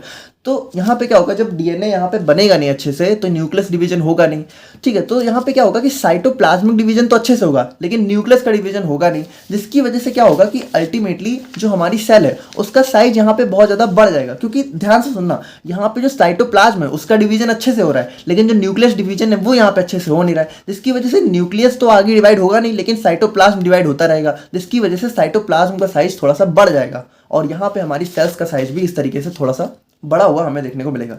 तो देखो अभी थोड़ा सा मुझे पता है कन्फ्यूजन है, तो जैसे जैसे अभी हम लोग देखेंगे तो आप लोग को वो भी क्लियर हो जाएगी। तो थोड़ा सा अभी हम लोग थ्योरी देखते हैं। जैसे the deficiency of vitamin B12 and folic acid results into impaired DNA synthesis. देखो वही चीज़ तो बताई जा रही है कि इसकी कमी से क्या होता है, जो हमारा डीएनए सिंथेसिस है वो थोड़ा सा यहाँ पे इम्पेयर हो जाता है, यानी कि डिस्टर्ब हो जाता है। Now it is also known as microcytic normochromic anaemia. देखो हम लोगों ने स्टार्टिंग में ही देखा कि जो हमारा माइक्रोसिटिक का मतलब क्या हुआ, मोर देन नॉर्मल, यानी कि इसका साइज यहाँ पे नॉर्मल आरबीसी से बड़ा होता है, और नॉर्मोक्रोमिक, लेकिन यहाँ पे इसका कलर नॉर्मल ही होता है, यानी कलर में कोई डिफरेंस नहीं होता है, लेकिन इसका साइज, क्योंकि यहाँ पे देखो हीमोग्लोबिन वगैरह नहीं डिस्टर्ब हो रहा है, ठीक है। देखो आरबीसी को रेड कलर देने का काम हमारा हीमोग्लोबिन करता है, तो यहाँ पे हीमोग्लोबिन में नहीं डिस्टर्बेंस हो रही है, बल्कि हमारा यहाँ पे कह सकते हो जो है न्यूक्लियस में यहाँ पे डिफरेंशिएशन मतलब डिस्टर्बेंस हो रही है। और देखो एक चीज समझो कि यहाँ पे न्यूक्लियस की भी जरूरत कहाँ पे है, हमारा आरबीसी के अंदर तो कोई जरूरत है नहीं, है ना। यहाँ पे कह सकते हो जो डीएनए सिंथेसिस अगर मान लो हमारा डिस्टर्ब हो रहा है तो उससे हमारा आरबीसी को कोई लेना देना नहीं है, लेकिन आरबीसी को जो बनाने वाली सेल्स है उनको तो लेना देना है, क्योंकि उनके अंदर तो न्यूक्लियस है। तो देखो अगर इनको यहाँ पे डिस्टर्ब हो गई तो अल्टीमेटली डिस्टर्ब हमारी आरबीसी भी तो होगी। ऐसा तो है नहीं कि आरबीसी अपने आप बन जाती है, ये बनती तो इन्हीं सब सेल्स है। तो इन सब सेल्स में तो डीएनए बहुत मेजर रोल प्ले करता है, तो डीएनए ना होने की वजह से इनका डिवीजन अच्छे से होगा नहीं, जिसकी वजह से अल्टीमेटली मान लो आरबीसी बनती भी है तो वो अच्छी तरीके से नहीं बन पाएगी, वो हमारी मेगालोब्लास्ट आरबीसी होगी। और देखो यहाँ पे इसको मेगालोब्लास्ट क्यों बोलते हैं, क्योंकि अगर आप लोग देखो तो हमारी ये जो सारी प्रीकर्सर सेल्स हैं इनका नाम अगर आप लोग देखो तो इनके लास्ट में क्या आ रहा है, ब्लास्ट, है ना, प्रोइथ्रोब्लास्ट, अर्ली नॉर्मोब्लास्ट, ठीक है। उसके बाद तो इस तरीके से आप लोग देख रहे हो कि ये हमारी थोड़ा ब्लास्ट सेल होती है, तो इनको यहाँ पे मेगालोब्लास्ट बोल दिया। मेगालो मतलब कि ये जो हमारी ब्लास्ट सेल्स हैं इनका साइज यहाँ पे मेगालोब्लास्ट हो जाता है, यानी बढ़ जाती हैं, ठीक है। तो ये था हमारा यहाँ पे इसका बेसिक इंट्रोडक्शन। अब हम लोग बात करते हैं इसके कॉजेज, यानी कि कौन कौन से रीजंस होते हैं जिसकी वजह से हमारा मेगालोब्लास्टिक एनीमिया देखने को मिल सकता है। तो देखो हम लोग को सिंपली पता है कि विटामिन B12 और फॉलिक एसिड की डेफिशिएंसी की वजह से होता है। तो डेफिशिएंसी क्यों होती है, मतलब क्यों हो सकती है, तो देखो यहाँ पे बहुत सारे रीजन हो सकते हैं, जैसे डिक्रीज इंटेक। मान लो हम लोग यहाँ पे विटामिन B12 और फॉलिक एसिड का जैसे डाइट में अच्छे से इंटेक ही नहीं कर रहे हैं। जैसे विटामिन B12 का रिच सोर्स होता है एनिमल प्रोडक्ट्स, जैसे कि डेयरी हो गया या फिर कह सकते हो मीट वगैरह हो गया, ठीक है। तो वो यहाँ पे विटामिन B12 रिच होते हैं। और फॉलिक एसिड हमें मिलता है green leafy vegetables, nuts, seeds. तो अगर ये इन सारी चीज़ों की आपकी डाइट में कमी है तो यहाँ पे आप लोग को जो है फॉलिक एसिड की और विटामिन B12 की कमी देखने को मिल सकती है, जिसकी वजह से क्या हो सकता है, मेगालोब्लास्टिक एनीमिया हो सकता है। बाकी इंक्रीज डिमांड, यानी कि बॉडी में है तो लेकिन उसकी डिमांड ज़्यादा बढ़ गई है, तो जैसे प्रेगनेंसी, लैक्टेशन, ग्रोथ, डायबिटीज, इन सब में इसकी डिमांड थोड़ी सी बढ़ जाती है। और मैल एब्जॉर्प्शन, यानी कि हमारा बॉडी में है तो अच्छे से, हम लोग ले भी अच्छे से रहे, लेकिन वो एब्जॉर्ब अच्छे से नहीं हो रहा है, तो इसके रीजन हो सकते हैं IBD यानी इन्फ्लेमेटरी बाउल डिजीज हो गया, और फिर सेलिएक डिजीज, क्रॉन्स डिजीज, और कुछ हमारी मेडिकेशंस भी होती हैं जो कि इसके एब्जॉर्प्शन को थोड़ा सा डिले कर सकती हैं। तो ये सारे हमारे कुछ रीजन्स हो सकते हैं जिसकी वजह से हमें मेगालोब्लास्टिक एनीमिया देखने को मिल सकता है।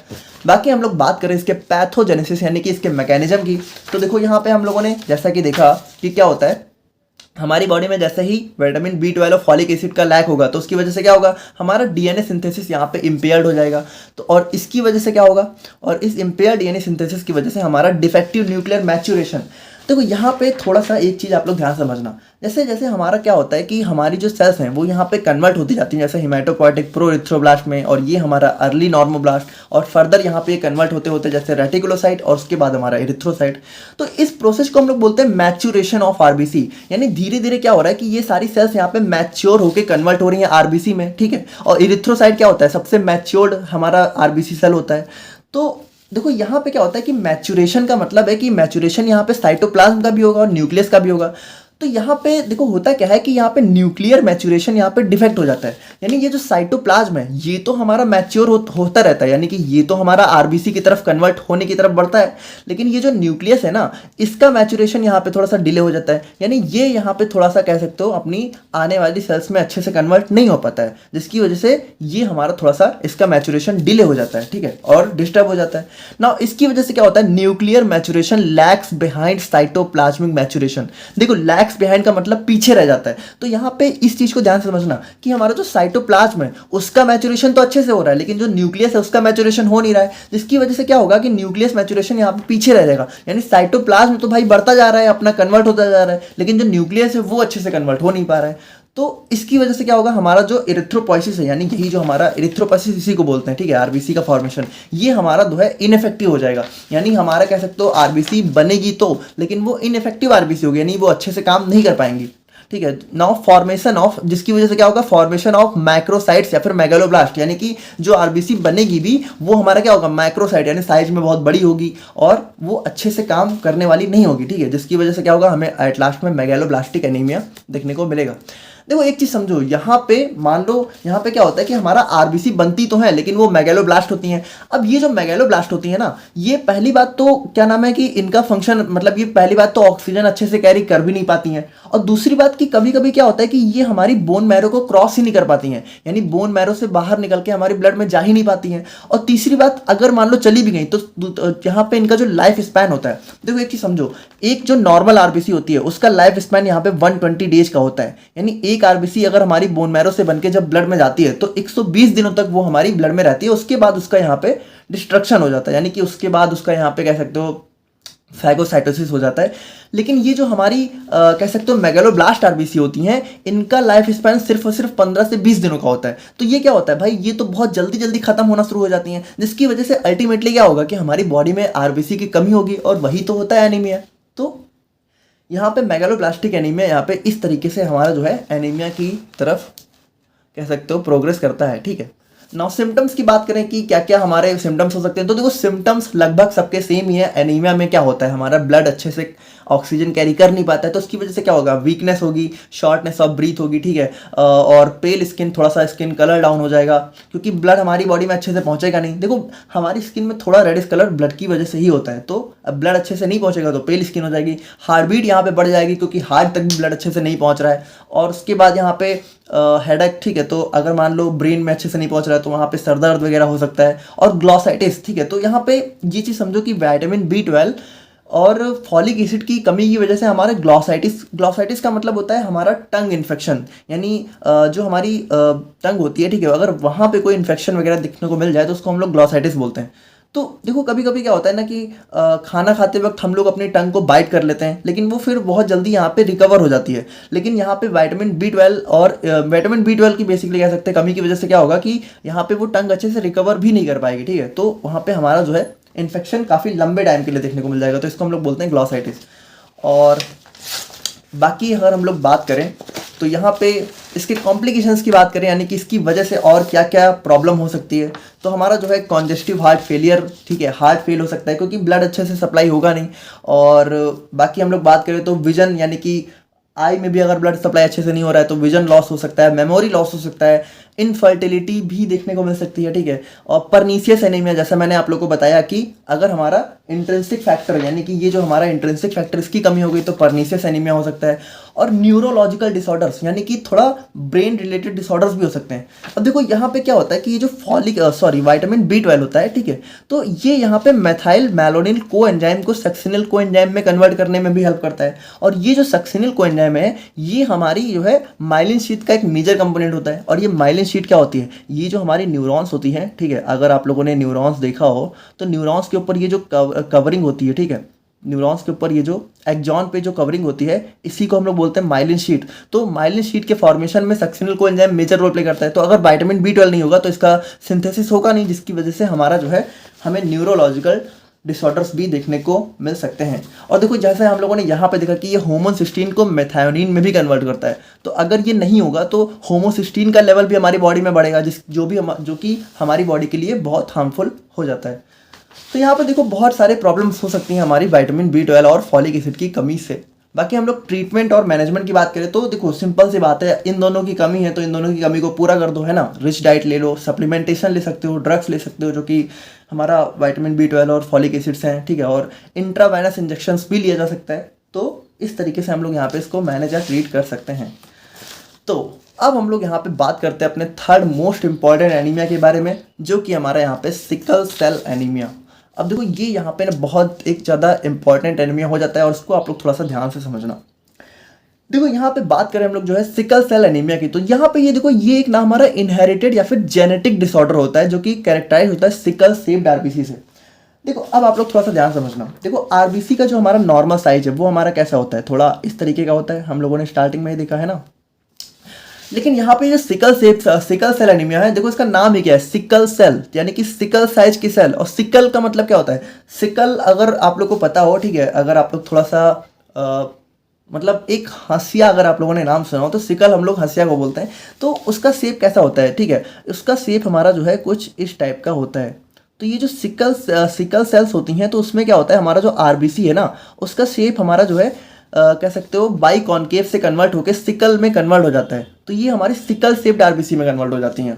तो यहाँ पे वही चीज़ बताया जा रहा है कि जो हमारा सिकल सेल एनीमिया है इसमें क्या होता है, जो हमारी आरबीसी है वो पहली बात तो सिकल शेप की हो जाती है, और दूसरी बात कि हमारा एक इनहेरिटेड या फिर जेनेटिक डिसऑर्डर होता है, यानी पेशेंट में ये यहाँ पे मदर या फादर से ही देखने को मिलता है, यानी यहाँ पे जीन में ही कुछ डिस्टर्बेंस हो जाता है।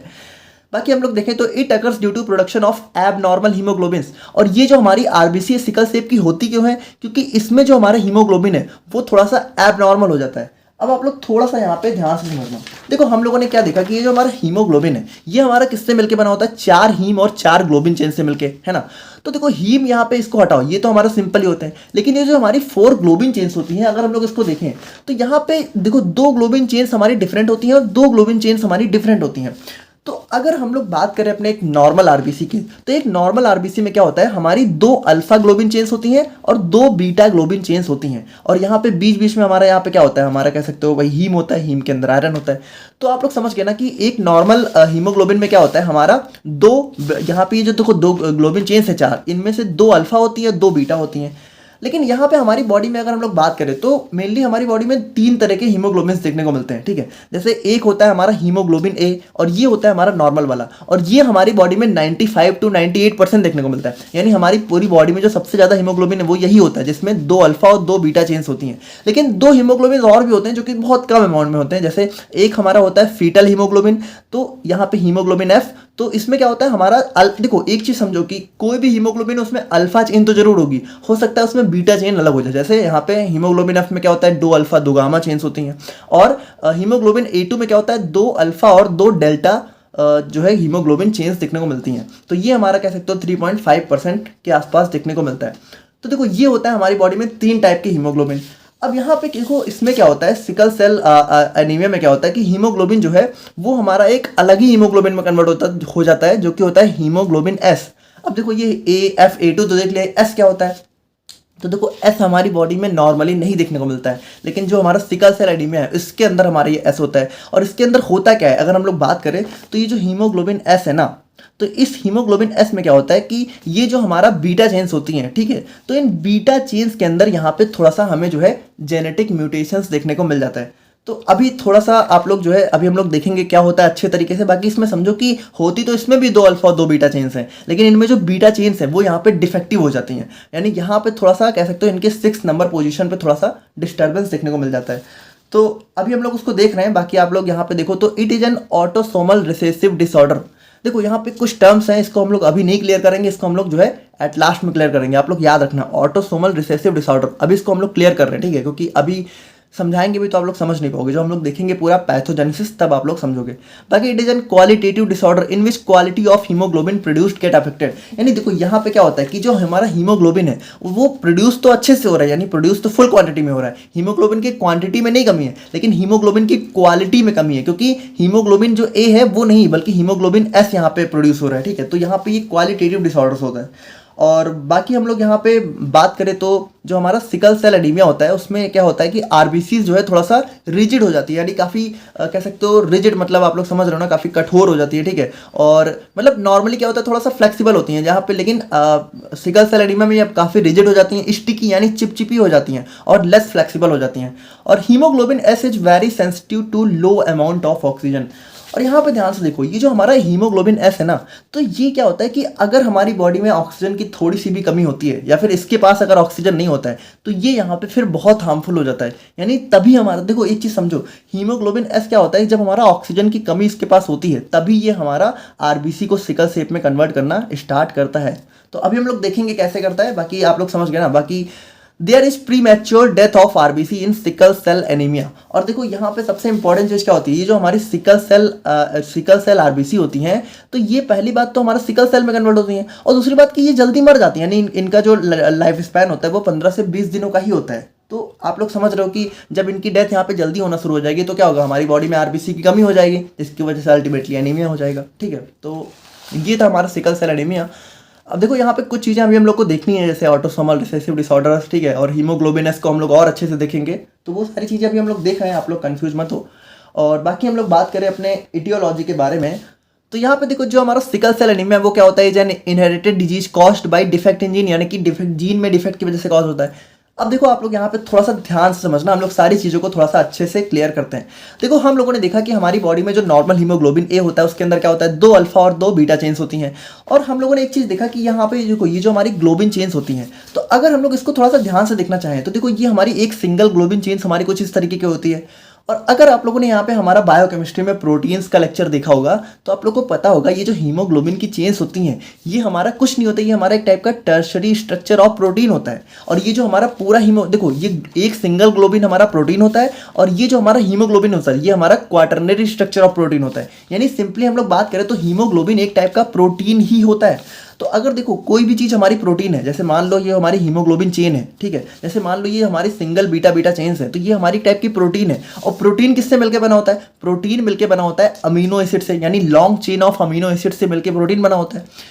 तो एक्चुअली इसमें होता क्या है कि ये जो हमारा कह सकते हो सिकल सेल एनीमिया है, इसमें जो हमारा हीमोग्लोबिन की जो बीटा चेन्स होती हैं इनके अंदर क्या होता है कि देखो ये मिलके बने अमीनो एसिड से, तो जो इनके अंदर 6th पोजीशन पे अमीनो एसिड होता है। तो नॉर्मली जो हमारा बीटा मतलब कह सकते हो चेन्स होती हैं उनके अंदर हमें ग्लूटामिक एसिड देखने को मिलता है। कौन सी पोजीशन पे, 6th पोजीशन पे। लेकिन यहाँ पे हमारा सिकल सेल एनीमिया में क्या होता है, ये जो हमारा ग्लूटामिक एसिड है ये हमारा यहाँ पे रिप्लेस हो जाता है वैलिन से, यानी इसकी 6th पोजीशन पे ग्लूटामिक एसिड की जगह आके जुड़ जाता है वैलिन। और इसकी वजह से क्या होता है, इसकी वजह से हमारा हीमोग्लोबिन पूरी तरीके से मतलब इसकी वजह से जो हमारी बीटा चेन्स है उनका फंक्शन ही पूरी तरीके से चेंज हो जाता है, यानी कि पूरा इनका फंक्शन अलग हो जाता है और ये कन्वर्ट हो जाती है हमारी हीमोग्लोबिन एस में। यानी सिर्फ एक पोजीशन में चेंज की वजह से क्या होता है, यहाँ पे हमारा हीमोग्लोबिन ए जो है, ठीक है, यानी जो हीमोग्लोबिन ए है ये हमारा कन्वर्ट हो जाता है हीमोग्लोबिन एस में। और ये हीमोग्लोबिन एस ही हमारा रिस्पॉन्सिबल होता है हमारी आरबीसी को सिकल शेप में कन्वर्ट करने के लिए। तो हम लोगों ने क्या देखा, सिकल सेल एनीमिया में हमारी आरबीसी सिकल शेप की होती है। सिकल शेप की क्यों होती है, क्योंकि हीमोग्लोबिन ए कन्वर्ट हो जाता है हीमोग्लोबिन एस में। और हीमोग्लोबिन एस क्यों कन्वर्ट होता है, क्योंकि इसकी जो 6th पोजीशन पे अमीनो एसिड होता है वो हमारा चेंज हो जाता है ग्लूटामिक एसिड से हमारा वैलिन के अंदर। और देखो अगर हम लोग इसको थोड़ा और डिटेल में देखना चाहें, यानी कि एक्चुअल में यहाँ पे ये चेंज किस वजह से आता है, तो यहाँ पे भी अगर हम लोग देखें तो देखो हमारी बॉडी में होते हैं क्रोमोसोम्स, ठीक है, आई होप कि थोड़ा बहुत आप लोगों को पता होगा। तो हमारी बॉडी में टोटल होते हैं 46 क्रोमोसोम्स, और अगर हम लोग इसको 2-2 के पेयर में डिवाइड करें तो इसको हम लोग बोलते हैं कि हमारी बॉडी में 23 पेयर्स ऑफ क्रोमोसोम्स होते हैं। अब इसमें यहाँ पे ध्यान से देखना, ये जो 22 पेयर्स होते हैं, ठीक है, इनको तो हम लोग बोलते हैं ऑटोसोम्स, लेकिन जो एक पेयर होता है ये हमारा होता है सेक्स क्रोमोसोम्स का, ठीक है। तो यहाँ पे देखो आप लोग ये सेक्स क्रोमोसोम हटाओ, बाकी हम लोग बात करते हैं इस ऑटोसोम्स की। तो देखो इन 22 पेयर्स में से भी जो हमारा 11 नंबर का पेयर होता है इसी के पास होते हैं हमारे बीटा चेन्स के जीन्स, यानी ये जो बीटा चेन्स यानी कि जो हमारी हीमोग्लोबिन की जो बीटा चेन्स होती हैं, ठीक है, तो इनको फॉर्मेशन करने के लिए कह सकते हो जो जीन इन्फॉर्मेशन होती है वो हमारे किस क्रोमोसोम पे होती है, 11th नंबर के क्रोमोसोम, यानी 11 जो पेयर होता है उस क्रोमोसोम के पास होते हैं हमारे बीटा जीन की जीन्स। और इसी में यहाँ पे हमारा जब गड़बड़ी आती है, यानी इस 11 नंबर के क्रोमोसोम में जब हमारी प्रॉब्लम आती है, इन्हीं में कुछ डिफेक्ट होता है। देखो जीन डिफेक्ट का मतलब क्या है, देखो जीन का मतलब यही होता है, ये जो हमारे क्रोमोसोम्स होते हैं यही हमारे जीन्स के लिए रिस्पॉन्सिबल होते हैं। तो यहाँ पे देखो जीन डिफेक्ट का मतलब क्या है कि यहाँ पे हमारा जो क्रोमोसोम है उनके अंदर कुछ डिफेक्ट आ गया, और कौन सा क्रोमोसोम, जो 11 नंबर का क्रोमोसोम है इसके अंदर कुछ डिफेक्ट आ गया, यानी कि इसके अंदर यहाँ पे जो है जो हमारी बीटा चेन्स की जीन्स थी उनके अंदर डिफेक्ट आया, जिसकी वजह से क्या हुआ, ये जो हमारा 6th नंबर का ग्लूटामिक एसिड है इसकी वजह से यहाँ पे ये कन्वर्ट हो गया वैलिन में, जिसकी वजह से हमारा हीमोग्लोबिन कन्वर्ट हो गया हीमोग्लोबिन एस में, और ये हमारा कॉज करता है सिकल सेल एनीमिया। तो यहाँ पे कुछ इस तरीके से हमारा ये जो है सिकल सेल एनीमिया देखने को मिलता है। तो आप लोग समझ गए कि सिकल सेल एनीमिया क्या है, इनहेरिटेड डिजीज है जो कि जीन में डिफेक्ट की वजह से कॉज होता है। और जीन में डिफेक्ट कैसे होता है, यहाँ पे 11 नंबर की जीन में, यानी 11 नंबर के क्रोमोसोम में। Now it occurs due to mutation in beta chains of hemoglobin, यानी यहाँ पे क्या होता है, जो हमारी हीमोग्लोबिन की बीटा चेन्स है उनके अंदर म्यूटेशन का मतलब होता है चेंज। तो यहाँ पे चेंज क्या होता है, चेंज यही होता है कि ग्लूटामिक एसिड से कन्वर्ट हो जाता है वैलिन में। और बाकी हम लोग बात करें तो in this affected individual inherited 2 copies of mutated gene, 1 from each parents. अच्छा, अगर हम लोग थोड़ा सा इसको और डिटेल में देखना चाहें तो देखो कोई भी चाइल्ड होता है तो उसके अंदर एक क्रोमोसोम यहाँ पे फादर से आता है और एक क्रोमोसोम यहाँ पे मदर से आता है, ठीक है। और हम लोगों ने देखा है कि क्रोमोसोम हमारे पेयर्स में होते हैं। तो मान लो हमारा जो फादर है, ठीक है, और जो हमारे मदर है, मान लो उनके पास क्या है कि एक क्रोमोसोम तो हमारा नॉर्मल है, लेकिन एक क्रोमोसोम हमारा जो है डिफेक्टेड है, यानी 11 नंबर का जो क्रोमोसोम है उसमें देखो दो, देखो पेयर में है ना, तो एक जो सिंगल हीमोग्लोबिन मतलब एक क्रोमोसोम है वो नॉर्मल है, और एक क्रोमोसोम हमारे यहाँ पे ये डिस्टर्ब हो चुका है, ठीक है, यानी ये हमारा हीमोग्लोबिन एस के लिए रिस्पॉन्सिबल है। तो एक चीज समझो, हम लोगों ने स्टार्टिंग में अभी क्या देखा कि ये जो हमारा एनीमिया है, ये हमारा क्या होता है, ये हमारा होता है एक ऑटोसोमल रिसेसिव डिसऑर्डर। तो ऑटोसोमल का मतलब यहाँ पे क्रोमोसोम से था, और रिसेसिव डिसऑर्डर का मतलब होता है कि देखो जैसा कि हम लोगों ने देखा कि क्रोमोसोम होते हैं पेयर में, तो अगर मान लो जो हमारा एक मतलब ये जो पेयर है उसमें से सिर्फ एक ही क्रोमोसोम के अंदर प्रॉब्लम है और दूसरा वाला सही है, तो हमारा सिकल सेल एनीमिया नहीं देखने को मिलेगा। तब हमारी जो कंडीशन होगी उसको हम लोग बोलेंगे सिकल सेल ट्रेट। यानी कि सिकल सेल ट्रेट में क्या होता है, एक क्रोमोसोम नॉर्मल रहता है लेकिन एक क्रोमोसोम यहाँ पे डिस्टर्ब हो जाता है, लेकिन इसकी वजह से हमारी बॉडी में कोई प्रॉब्लम नहीं होती है, यानी हमारी बॉडी नॉर्मली फंक्शन कर जाती है। लेकिन अगर यहाँ पे हमारे दोनों क्रोमोसोम यहाँ पे डिफेक्ट हो जाते हैं, यानी दोनों के दोनों क्रोमोसोम हमारे एसबीएस में कन्वर्ट हो जाते हैं, तो अब यहाँ पे प्रॉब्लम हमें एक्चुअल में देखने को मिलती है। तो देखो थोड़ा सा मुझे पता है आप लोग कंफ्यूज हो रहे हो, बट सिंपली समझो कि अगर हमारे जो दो क्रोमोसोम है उनमें से सिर्फ एक ही प्रॉब्लम है और एक सही है, तो इस कंडीशन को हम लोग बोलते हैं सिकल सेल ट्रेट। और इसमें अगर हम लोग डिटेल में देखें तो इसमें क्या होता है कि हमारा जो हीमोग्लोबिन है उसका परसेंटेज होता है 60 to 70%, ठीक है, और हीमोग्लोबिन एस इसमें होता है लेकिन बहुत कम, यानी 20 से 30%, और हीमोग्लोबिन ए2 हमारा वही नॉर्मल रहता है 3%, और हीमोग्लोबिन एफ 2%।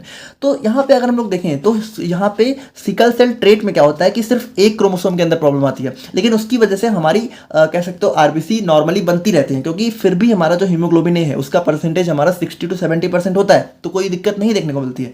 लेकिन अगर हमारे ये दोनों के दोनों क्रोमोसोम यहाँ पे डिफेक्ट हो जाए, यानी ये वाली कंडीशन अगर आ जाए, तब हमें फाइनली देखने को मिलता है सिकल सेल एनीमिया, जिसमें हमारे हीमोग्लोबिन ए यहाँ पे 0 हो जाता है, यानी फिर यहाँ पे ये बिल्कुल खत्म ही हो जाता है, और हीमोग्लोबिन एस हमारा 95% हो जाता है। तो यहाँ पे देखो ऑटोसोमल रिसेसिव डिसऑर्डर का मतलब यही है कि ये यहाँ पे तब देखने को मिलता है जब हमारी दोनों के दोनों जीन डिफेक्ट हो, यानी दोनों क्रोमोसोम्स के अंदर यहाँ पे प्रॉब्लम आ जाए। अगर एक में है तो प्रॉब्लम नहीं होती है। तो यहाँ पे देखो क्या बताया जा रहा है कि जो हमारा सिकल सेल एनीमिया है, अगर किसी को सिकल सेल एनीमिया है तो इसमें क्या होता है कि जो हमारा मतलब कह सकते हो जो भी पेशेंट है वो यहाँ पे 2 copy of mutated gene 1 from each parents, यानी कि उसके अंदर फिर दोनों कॉपी होनी चाहिए। तो अगर आप लोग यहाँ पे ध्यान से देखो, मान लो कोई फादर है कोई मदर है जो यहाँ पे सिकल सेल ट्रेट के कह सकते हो पेशेंट्स हैं, यानी उनके अंदर एनीमिया के सिम्टम्स तो हैं लेकिन पूरी तरीके से नहीं है, यानी उनका एक क्रोमोसोम नॉर्मल है और एक हमारा कह सकते हो म्यूटेटेड हो चुका है। तो अगर इन दोनों की मान लो इन दोनों से अगर हमारा कोई कह सकते हो कोई चाइल्ड बर्थ होता है, तो उसके अंदर क्या हो सकता है, उसके अंदर 4 कंडीशन हो सकती है। हो सकता है कि यहाँ पे ये जो फादर और मदर है, ठीक है, तो इन दोनों से हमारे ये HBA जीन्स ले ले, तो यहाँ पे जो हमारा चाइल्ड है वो हमारा नॉर्मल कह सकते हो बर्थ ले लेगा। यानी कि अगर हमारा जो है फादर और मदर दोनों से HBA क्रोमोसोम उसके अंदर आए, तो हमारा जो हमारा कह सकते हो जो बच्चा पैदा होगा उसके अंदर कोई भी डिफेक्ट देखने को नहीं मिलेगा, वो नॉर्मल होगा। लेकिन हो सकता है 2 कंडीशन क्या हो सकती हैं कि मान लो फादर से उसने HBA ले लिया और मदर से उसने HBS ले लिया, तो ये भी हमारा सिकल सेल ट्रेट का पेशेंट हो जाएगा, लेकिन इसकी वजह से उसकी बॉडी में कोई मेजर प्रॉब्लम नहीं होगी, समझो यहाँ पे, ठीक है। तो एक कंडीशन ये हो सकती है, और दूसरी क्या हो सकती है कि उसने फादर से HBS ले लिया लेकिन मदर से HBA ले लिया, तो देखो ये दोनों कंडीशन यहाँ पे सेम ही हो गई है ना, यानी कि अगर फादर से HBA मदर से HBS या फिर फादर से HBS मदर से HBA। और यहाँ पे एक जो फाइनल कंडीशन होगी वो क्या होगी कि यहाँ पे जो मदर है, ठीक है, उसने उससे भी उसने HBS ले लिया और फादर से भी HBS ले लिया, तब यहाँ पे फाइनली क्या होगा, अब उसके अंदर जो दोनों जीन है, और यहाँ पे देखो हम लोग बात करें 11 नंबर के पेयर की, और अब यहाँ पे इसके जो 11 नंबर के क्रोमोसोम्स हैं ये दोनों के दोनों डिफेक्ट हो गए, और यहाँ पे क्या होगा, अब इसको फाइनली सिकल सेल एनीमिया देखने को मिल जाएगा। यानी अगर हमारा किसी को सिकल सेल एनीमिया है तो उसके अंदर वो जो भी पेशेंट है उसने क्या किया कि उसने दोनों के दोनों जीन यहाँ पे HBS वाले ले लिए अपने मदर और फादर से, ठीक है। तो यहाँ पे इसी तरीके से ये जेनेटिक डिसऑर्डर होता है। देखो जेनेटिक कहने का मतलब यही है कि यहाँ पे क्रोमोसोम्स से रिलेटेड, ठीक है, क्योंकि क्रोमोसोम्स के अंदर डीएनए के यहाँ पे जीन्स होते हैं, ठीक है, कह सकते हो।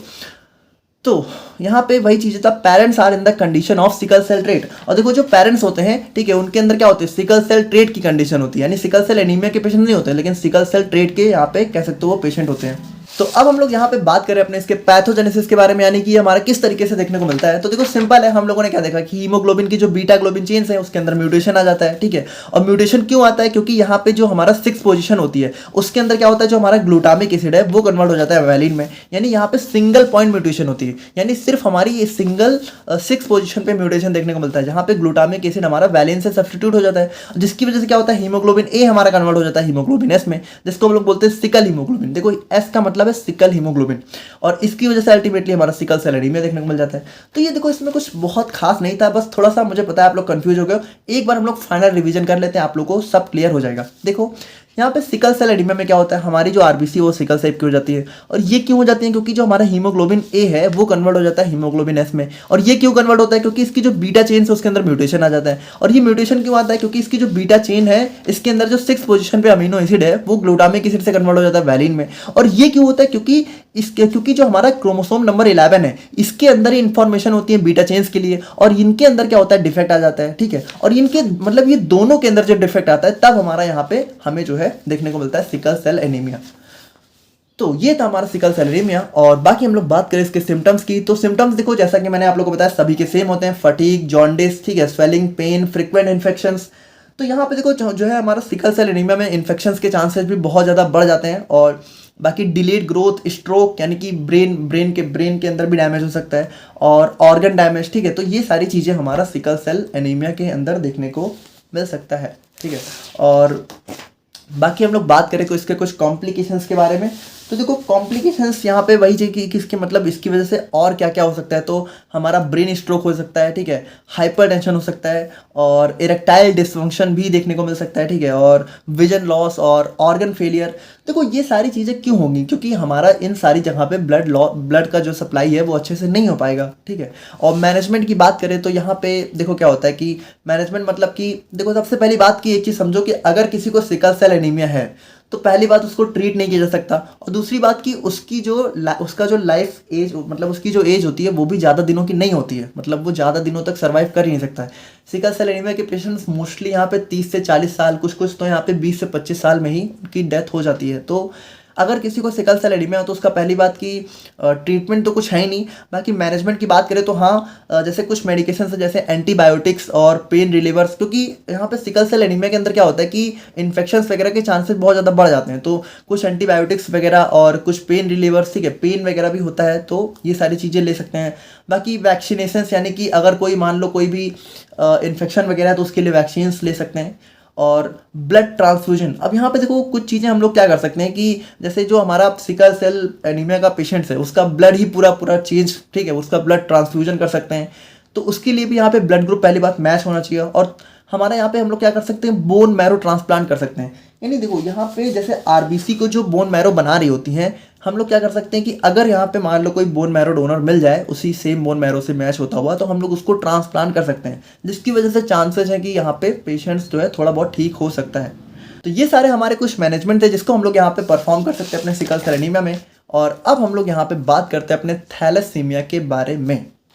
तो यहाँ पे देखो हम लोग बात करें अपने थैलेसीमिया की, तो देखो ये भी हमारा एक इनहेरिटेड ब्लड डिसऑर्डर ही होता है, यानी इसके अंदर भी यहाँ पे जीन डिफेक्ट ही होता है। अच्छा देखो यहाँ पे एक चीज़ समझना, हम लोगों ने स्टार्टिंग में क्या देखा कि हमारे सिलेबस में हमें क्या क्या पढ़ना है, iron deficiency, megaloblastic, sickle cell, thalassaemia और हेरिडिटी एक्वायर्ड एनीमिया। तो देखो ये जो हमारी सिकल सेल और थैलेसीमिया है ये दोनों हम लोग कह सकते हैं कि इस हेरिडिटरी एक्वायर्ड एनीमिया के अंदर ही एक पार्ट है। ठीक है, तो अगर मान लो आप लोगों से क्वेश्चन आता है हेरिडिटरी एक्वायर्ड एनीमिया, तो आप लोग को इन दोनों के बारे में ही लिख के आना है।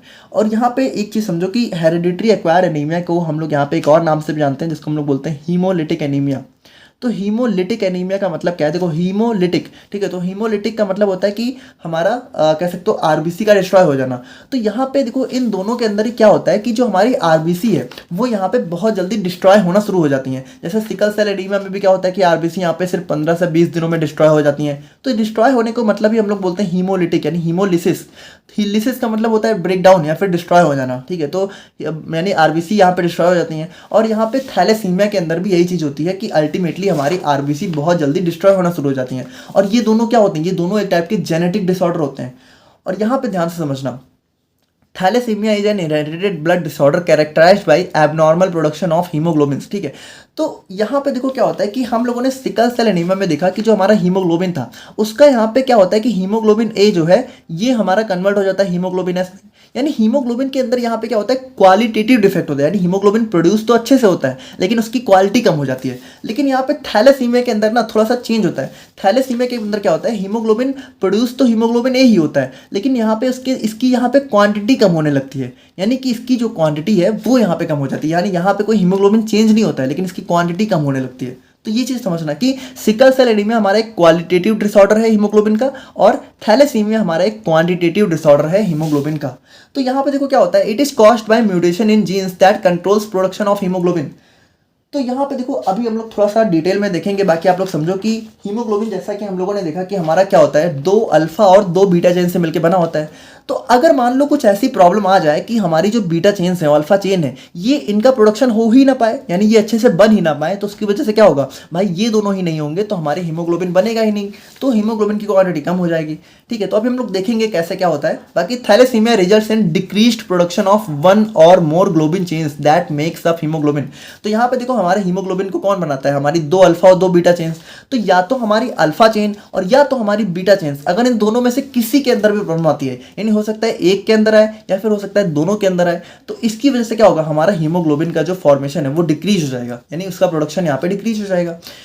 तो वही चीज यहाँ पे बताया जाएगा, it is a quantitative disorder of haemoglobin. और यहाँ पे क्या होता है कि हीमोग्लोबिन की एक क्वांटिटेटिव यानी क्वांटिटी की कमी होने लगती है। तो सिंपली समझो, थैलेसीमिया के अंदर क्या होता है, हीमोग्लोबिन की क्वांटिटी कम हो जाती है। क्यों कम होती है, क्योंकि इसके अंदर क्या होता है, या तो हमारा बीटा चेन या तो हमारा अल्फा चेन, इन दोनों में से किसी का प्रोडक्शन यहाँ पे कम हो जाता है। तो अगर इस बेसिस पे हम लोग बात करें तो थैलेसीमिया को हम लोग यहाँ पे 2 क्लास में कह सकते हो क्लासीफाई कर सकते हैं। पहला हो गया अल्फा थैलेसीमिया और दूसरा हो गया बीटा थैलेसीमिया। तो अगर हम लोग ध्यान से देखें तो अल्फा थैलेसीमिया के अंदर क्या होता है, ध्यान से देखना, it is characterised by decrease in synthesis of alpha globin chains. यानी यहाँ पे क्या होगा, जो हमारी हीमोग्लोबिन है तो उसकी बीटा चेन्स तो अच्छे से बन रही होंगी, लेकिन जो अल्फा चेन्स है वो यहाँ पे अच्छे से नहीं बन रही होंगी। तो अब आप लोग थोड़ा सा ध्यान से देखना, देखो हम लोगों ने अभी सिकल सेल एनीमिया में देखा कि जो बीटा चेन्स हैं उनके जो जीन्स होते हैं वो कहाँ होते हैं, हमारे क्रोमोसोम नंबर 11 में। ठीक है, तो उसी तरीके से जो हमारी अल्फा जीन्स होते हैं, ठीक है, अल्फा चेन्स होती हैं, उनके जो जीन्स होते हैं वो होते हैं हमारे क्रोमोसोम नंबर 16 में। देखो हम लोगों ने अभी देखा कि हमारी बॉडी में जो क्रोमोसोम है वो कितने होते हैं, 23 पेयर्स में होते हैं। तो 22 पेयर्स में जो 11 नंबर का पेयर होता है उसके अंदर होते हैं हमारा, कह सकते हो, क्रोमोसोम बीटा जीन्स है ना, बीटा जीन्स की इन्फॉर्मेशन होती है बीटा जीन्स की। और जो हमारा यहाँ पे 16 नंबर का क्रोमोसोम पेयर होता है उसके अंदर इन्फॉर्मेशन होती है हमारी अल्फा जीन्स की। तो यहाँ पे देखो क्या होता है कि जैसे हमारी बॉडी में जो क्रोमोसोम नंबर 16 होता है तो उसके अंदर यहाँ पे 4 अल्फा जीन्स देखने को मिलती हैं। ठीक है, जैसे अगर आप लोग इस तरीके से देखो तो हमारी 4 अल्फा जीन्स हमारी अपर पार्ट में क्रोमोसोम नंबर 16 के देखने को मिलती है। वहीं क्रोमोसोम नंबर 11 की बात करें तो यहाँ पे हमारी 2 ही बीटा जीन्स होती हैं। तो इसमें देखो इसमें कोई प्रॉब्लम वाली बात नहीं है कि 2 बीटा जीन है तो कम होता है, वो ऐसा ही होता है कि यहाँ पे 4 जीन्स होती हैं और यहाँ पे 2 जीन्स होती हैं। तो ये हमारा बनाता है बीटा और ये बनाता है हमारा अल्फा। तो अगर हमारा इस क्रोमोसोम नंबर 11 या क्रोमोसोम नंबर 16 में कोई भी प्रॉब्लम आएगी तो क्या होगा, अल्टीमेटली या हमारा जो अल्फा और बीटा जीन्स है, मतलब बीटा चेन्स है, वो बन नहीं पाएंगे। तो यहाँ पे देखो अल्फा थैलेसीमिया में क्या होता है, there are 4 alpha chains located on chromosome number 16 for synthesis of alpha chains. यानी यहाँ पे जीन्स होगा, चेन नहीं होगा। ठीक है, तो यहाँ पे क्या होता है कि क्रोमोसोम नंबर 16 पे हमारे 4 अल्फा जीन्स होते हैं जो कि हमारे अल्फा चेन्स का फॉर्मेशन करते हैं। तो यहाँ पे देखो, on the basis of deletion of 1 or more gene it can be divided into 4 types. तो यहाँ पे देखो क्या हो सकता है कि इन 4 में से हो सकता है कि हमारा 1 जीन कम हो जाए, या फिर हो सकता है 2 जीन कम हो जाए, या फिर हो सकता है 3, या फिर हो सकता है चारों की चारों कम हो जाए। तो इस बेसिस पे हम लोग इसको 4 तरीके से डिवाइड कर सकते हैं। यानी अल्फा थैलेसीमिया को भी हम लोग 4 टाइप से क्लासीफाई कर सकते हैं। तो पहले में क्या होता है, हमारा जो इन 4 में से 1 जीन है वो यहाँ पे खत्म हो जाती है। ठीक है, तो इसको हम लोग बोलते हैं 1 अल्फा चेन डिलीशन। और अगर मान लो हमारी 2 हो गई तो हमारी 2 ही बची, तो उसको हम लोग बोलेंगे 2 अल्फा चेन डिलीशन। और अगर मान लो हमारी 3 खत्म हो गई, सिर्फ 1 ही बची, तो यहाँ पर हम लोग बोलेंगे 3 अल्फा चेन डिलीशन। और अगर मान लो हमारी चारों की चारों खत्म हो गई, ठीक है, तो इसको हम लोग बोलेंगे 4 अल्फा चेन डिलीशन। और अगर हमारी मान लो चारों की चारों अल्फा चेन डिलीट हो गई तो जो हमारा बेबी है वो हमारा यहाँ पे कह सकते हो यूट्रस के अंदर ही खत्म हो जाता है। ठीक है, उसका बर्थ भी नहीं हो पाता है। तो यानी वो यहाँ पे हमारा फीटल स्टेट में ही उसकी डेथ हो जाती है।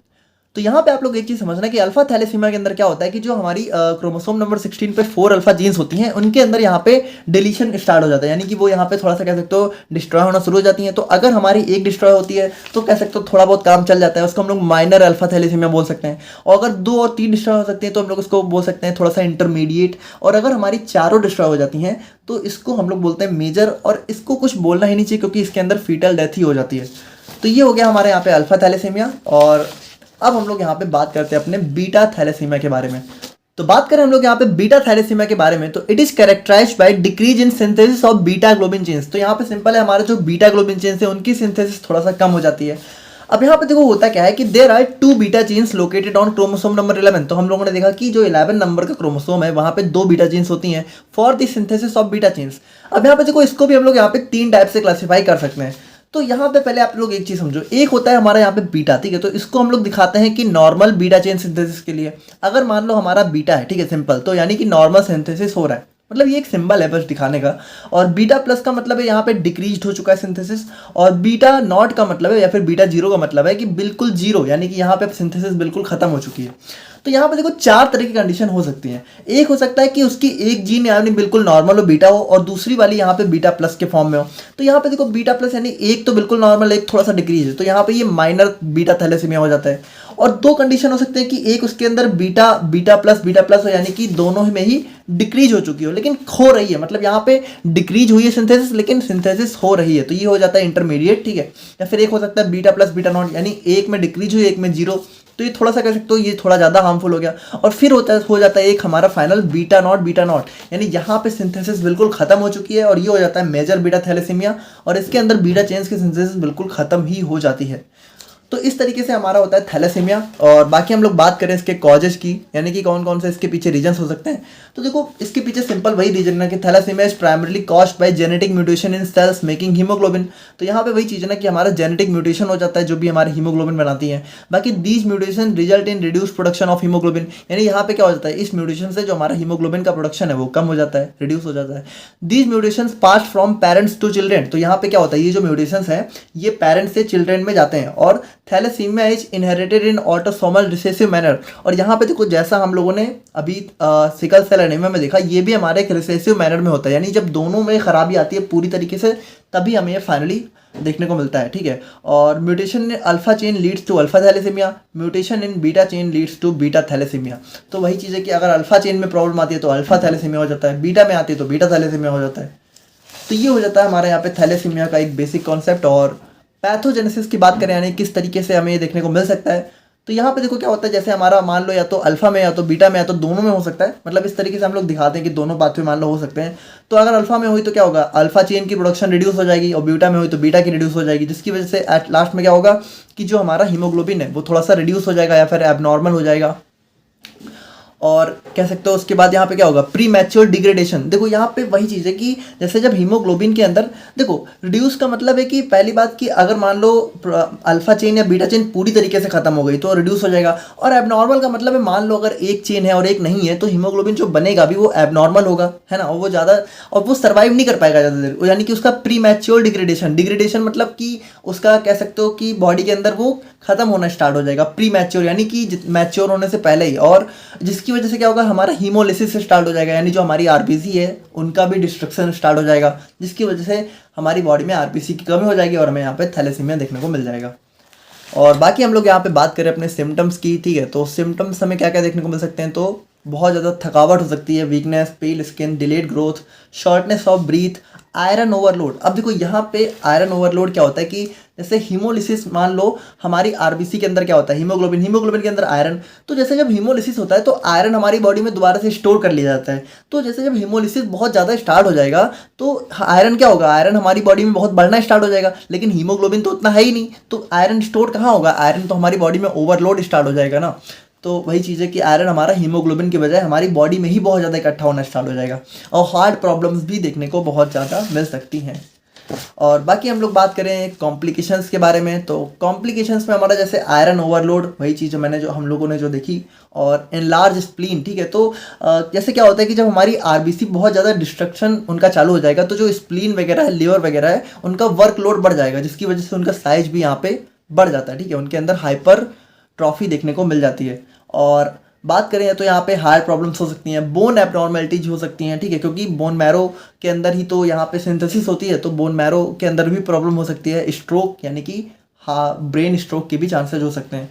और मैनेजमेंट की बात करें तो यहाँ पे मैनेजमेंट इसका भी थोड़ा सा कह सकते हो या तो ब्लड ट्रांसफ्यूजन या तो बोन मैरो ट्रांसप्लांट कर सकते हैं। और मेडिकेशंस यानी कि मेडिकेशंस से जैसे मान लो कुछ एक्स्ट्रा अगर इन्फेक्शन वगैरह हो जा रहा है तो उसके लिए हम लोग दे सकते हैं, और कुछ सप्लीमेंट्स भी दे सकते हैं, जैसे मान लो फॉलिक एसिड वगैरह, ताकि थोड़ा सा मैनेज अच्छे से हो सके। तो ये था हमारे यहाँ पे थैलेसीमिया और यहाँ पे देखो एनीमिया हमारा पूरी तरीके से खत्म हो जाता है, ठीक है। और मैंने आप लोगों को बताया कि हेरिडिटरी एक्वायर्ड में आप लोग को इन्हीं दोनों के बारे में लिख देना है। बाकी अब हम लोग थोड़ा सा बात करते हैं अपने थैलेसीमिया के बारे में, ठीक है। तो सॉरी, हीमोफीलिया के बारे में। तो यहाँ पे देखो हम लोग बात करें अपने हीमोफीलिया के बारे में। तो हीमोफीलिया देखो ये यहाँ पे ना, ये यहाँ पे पहली बात आप लोग इसको ये मत समझो कि एनीमिया है, ये हमारा एक डिफरेंट है। हालांकि ये है हमारा ब्लड डिसऑर्डर ही, लेकिन ये एनीमिया नहीं है, ठीक है। यहाँ पे ये होता है हमारे यहाँ पे कोगुलेशन या फिर ब्लीडिंग डिसऑर्डर। तो देखो होता क्या है कि आप लोग को थोड़ा बहुत पता होना चाहिए कि हमारी बॉडी में एक मैकेनिज्म होती है ब्लड क्लॉटिंग, ठीक है। तो ब्लड क्लॉटिंग क्या होता है? देखो ब्लड क्लॉट का मतलब होता है जैसे जब भी हम लोग को कहीं चोट वगैरह लगती है, जैसे हम लोग को कहीं भी, और हमारा जो ब्लड है जब वो बाहर निकलता है तो थोड़ी देर बाद क्या होता है, ब्लड हमारी बॉडी में जम जाता है ना। ज़्यादा देर तक तो निकलता नहीं है।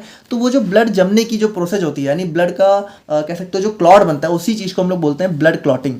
तो ये जो ब्लड क्लॉटिंग हमारी बॉडी में होती है, तो इसको कराने के लिए हमारी बॉडी में होते हैं कुछ क्लॉटिंग फैक्टर्स, ठीक है। यानी ये जो क्लॉटिंग फैक्टर्स हैं, इन्हीं की वजह से ही हमारी बॉडी में ब्लड क्लॉटिंग देखने को मिलती है। तो अगर मान लो इन क्लॉटिंग फैक्टर्स में कुछ फैक्टर्स हमारी बॉडी में कम हो जाए या फिर खत्म हो जाए, ठीक है, तो हमारी बॉडी में अप्रॉक्स जो है 12 क्लॉटिंग फैक्टर्स देखने को मिलते हैं। तो इन 12 में से अगर किसी भी में भी कमी हो जाए या फिर कोई एक भी ना रहे, तो हमारी ब्लड क्लॉटिंग की प्रोसेस में बहुत ज़्यादा एबनॉर्मलिटी देखने को चालू हो जाएगी। यानी ब्लड क्लॉटिंग या तो डिले हो जाएगी या तो होगी ही नहीं। तो मतलब ये हमारी बॉडी में एक बहुत हार्मफुल कंडीशन हो जाती है। अच्छा देखो, मान लो अगर ब्लड क्लॉटिंग ना हो तो हमारी बॉडी में जैसे हमें कोई भी चोट वगैरह लगेगी, हमें कोई भी इंजरी होगी, तो हमारा खून अगर एक बार बाहर निकलना स्टार्ट हुआ तो वो बंद ही नहीं होगा। आप समझ रहे हो कितनी खतरनाक कंडीशन है। यानी हमारी बॉडी से पूरा ब्लड ही बाहर निकल जाएगा, तो हम लोग मतलब सर्वाइव थोड़ी कर पाएंगे। यानी ब्लड क्लॉटिंग हमारी बॉडी की एक मतलब कह सकते हो मोस्ट इंपॉर्टेंट प्रोसेस है, जिसकी वजह से क्या होता है कि हमारी बॉडी में कभी भी चोट वोट लगती है तो थोड़ी देर बाद खून अपने आप निकलना बंद हो जाता है। लेकिन अगर इस ब्लड क्लॉटिंग में ही प्रॉब्लम आ गई तो हमारी बॉडी में बहुत हार्मफुल कंडीशन हो जाएगी।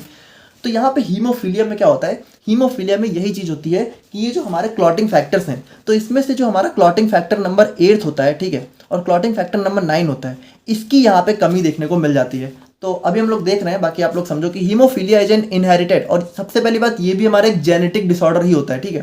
तो ये हमारा एक इनहेरिटेड ब्लीडिंग डिसऑर्डर होता है। यानी ब्लीडिंग यानी यहाँ पे ब्लड बहुत ज़्यादा बहने लगता है। देखो हीमोफीलिया को अगर हम लोग नाम से ही देखें तो हीम का मतलब थोड़ा सा ब्लड हो जाता है, फीलिया का मतलब थोड़ा सा लवर हो जाता है।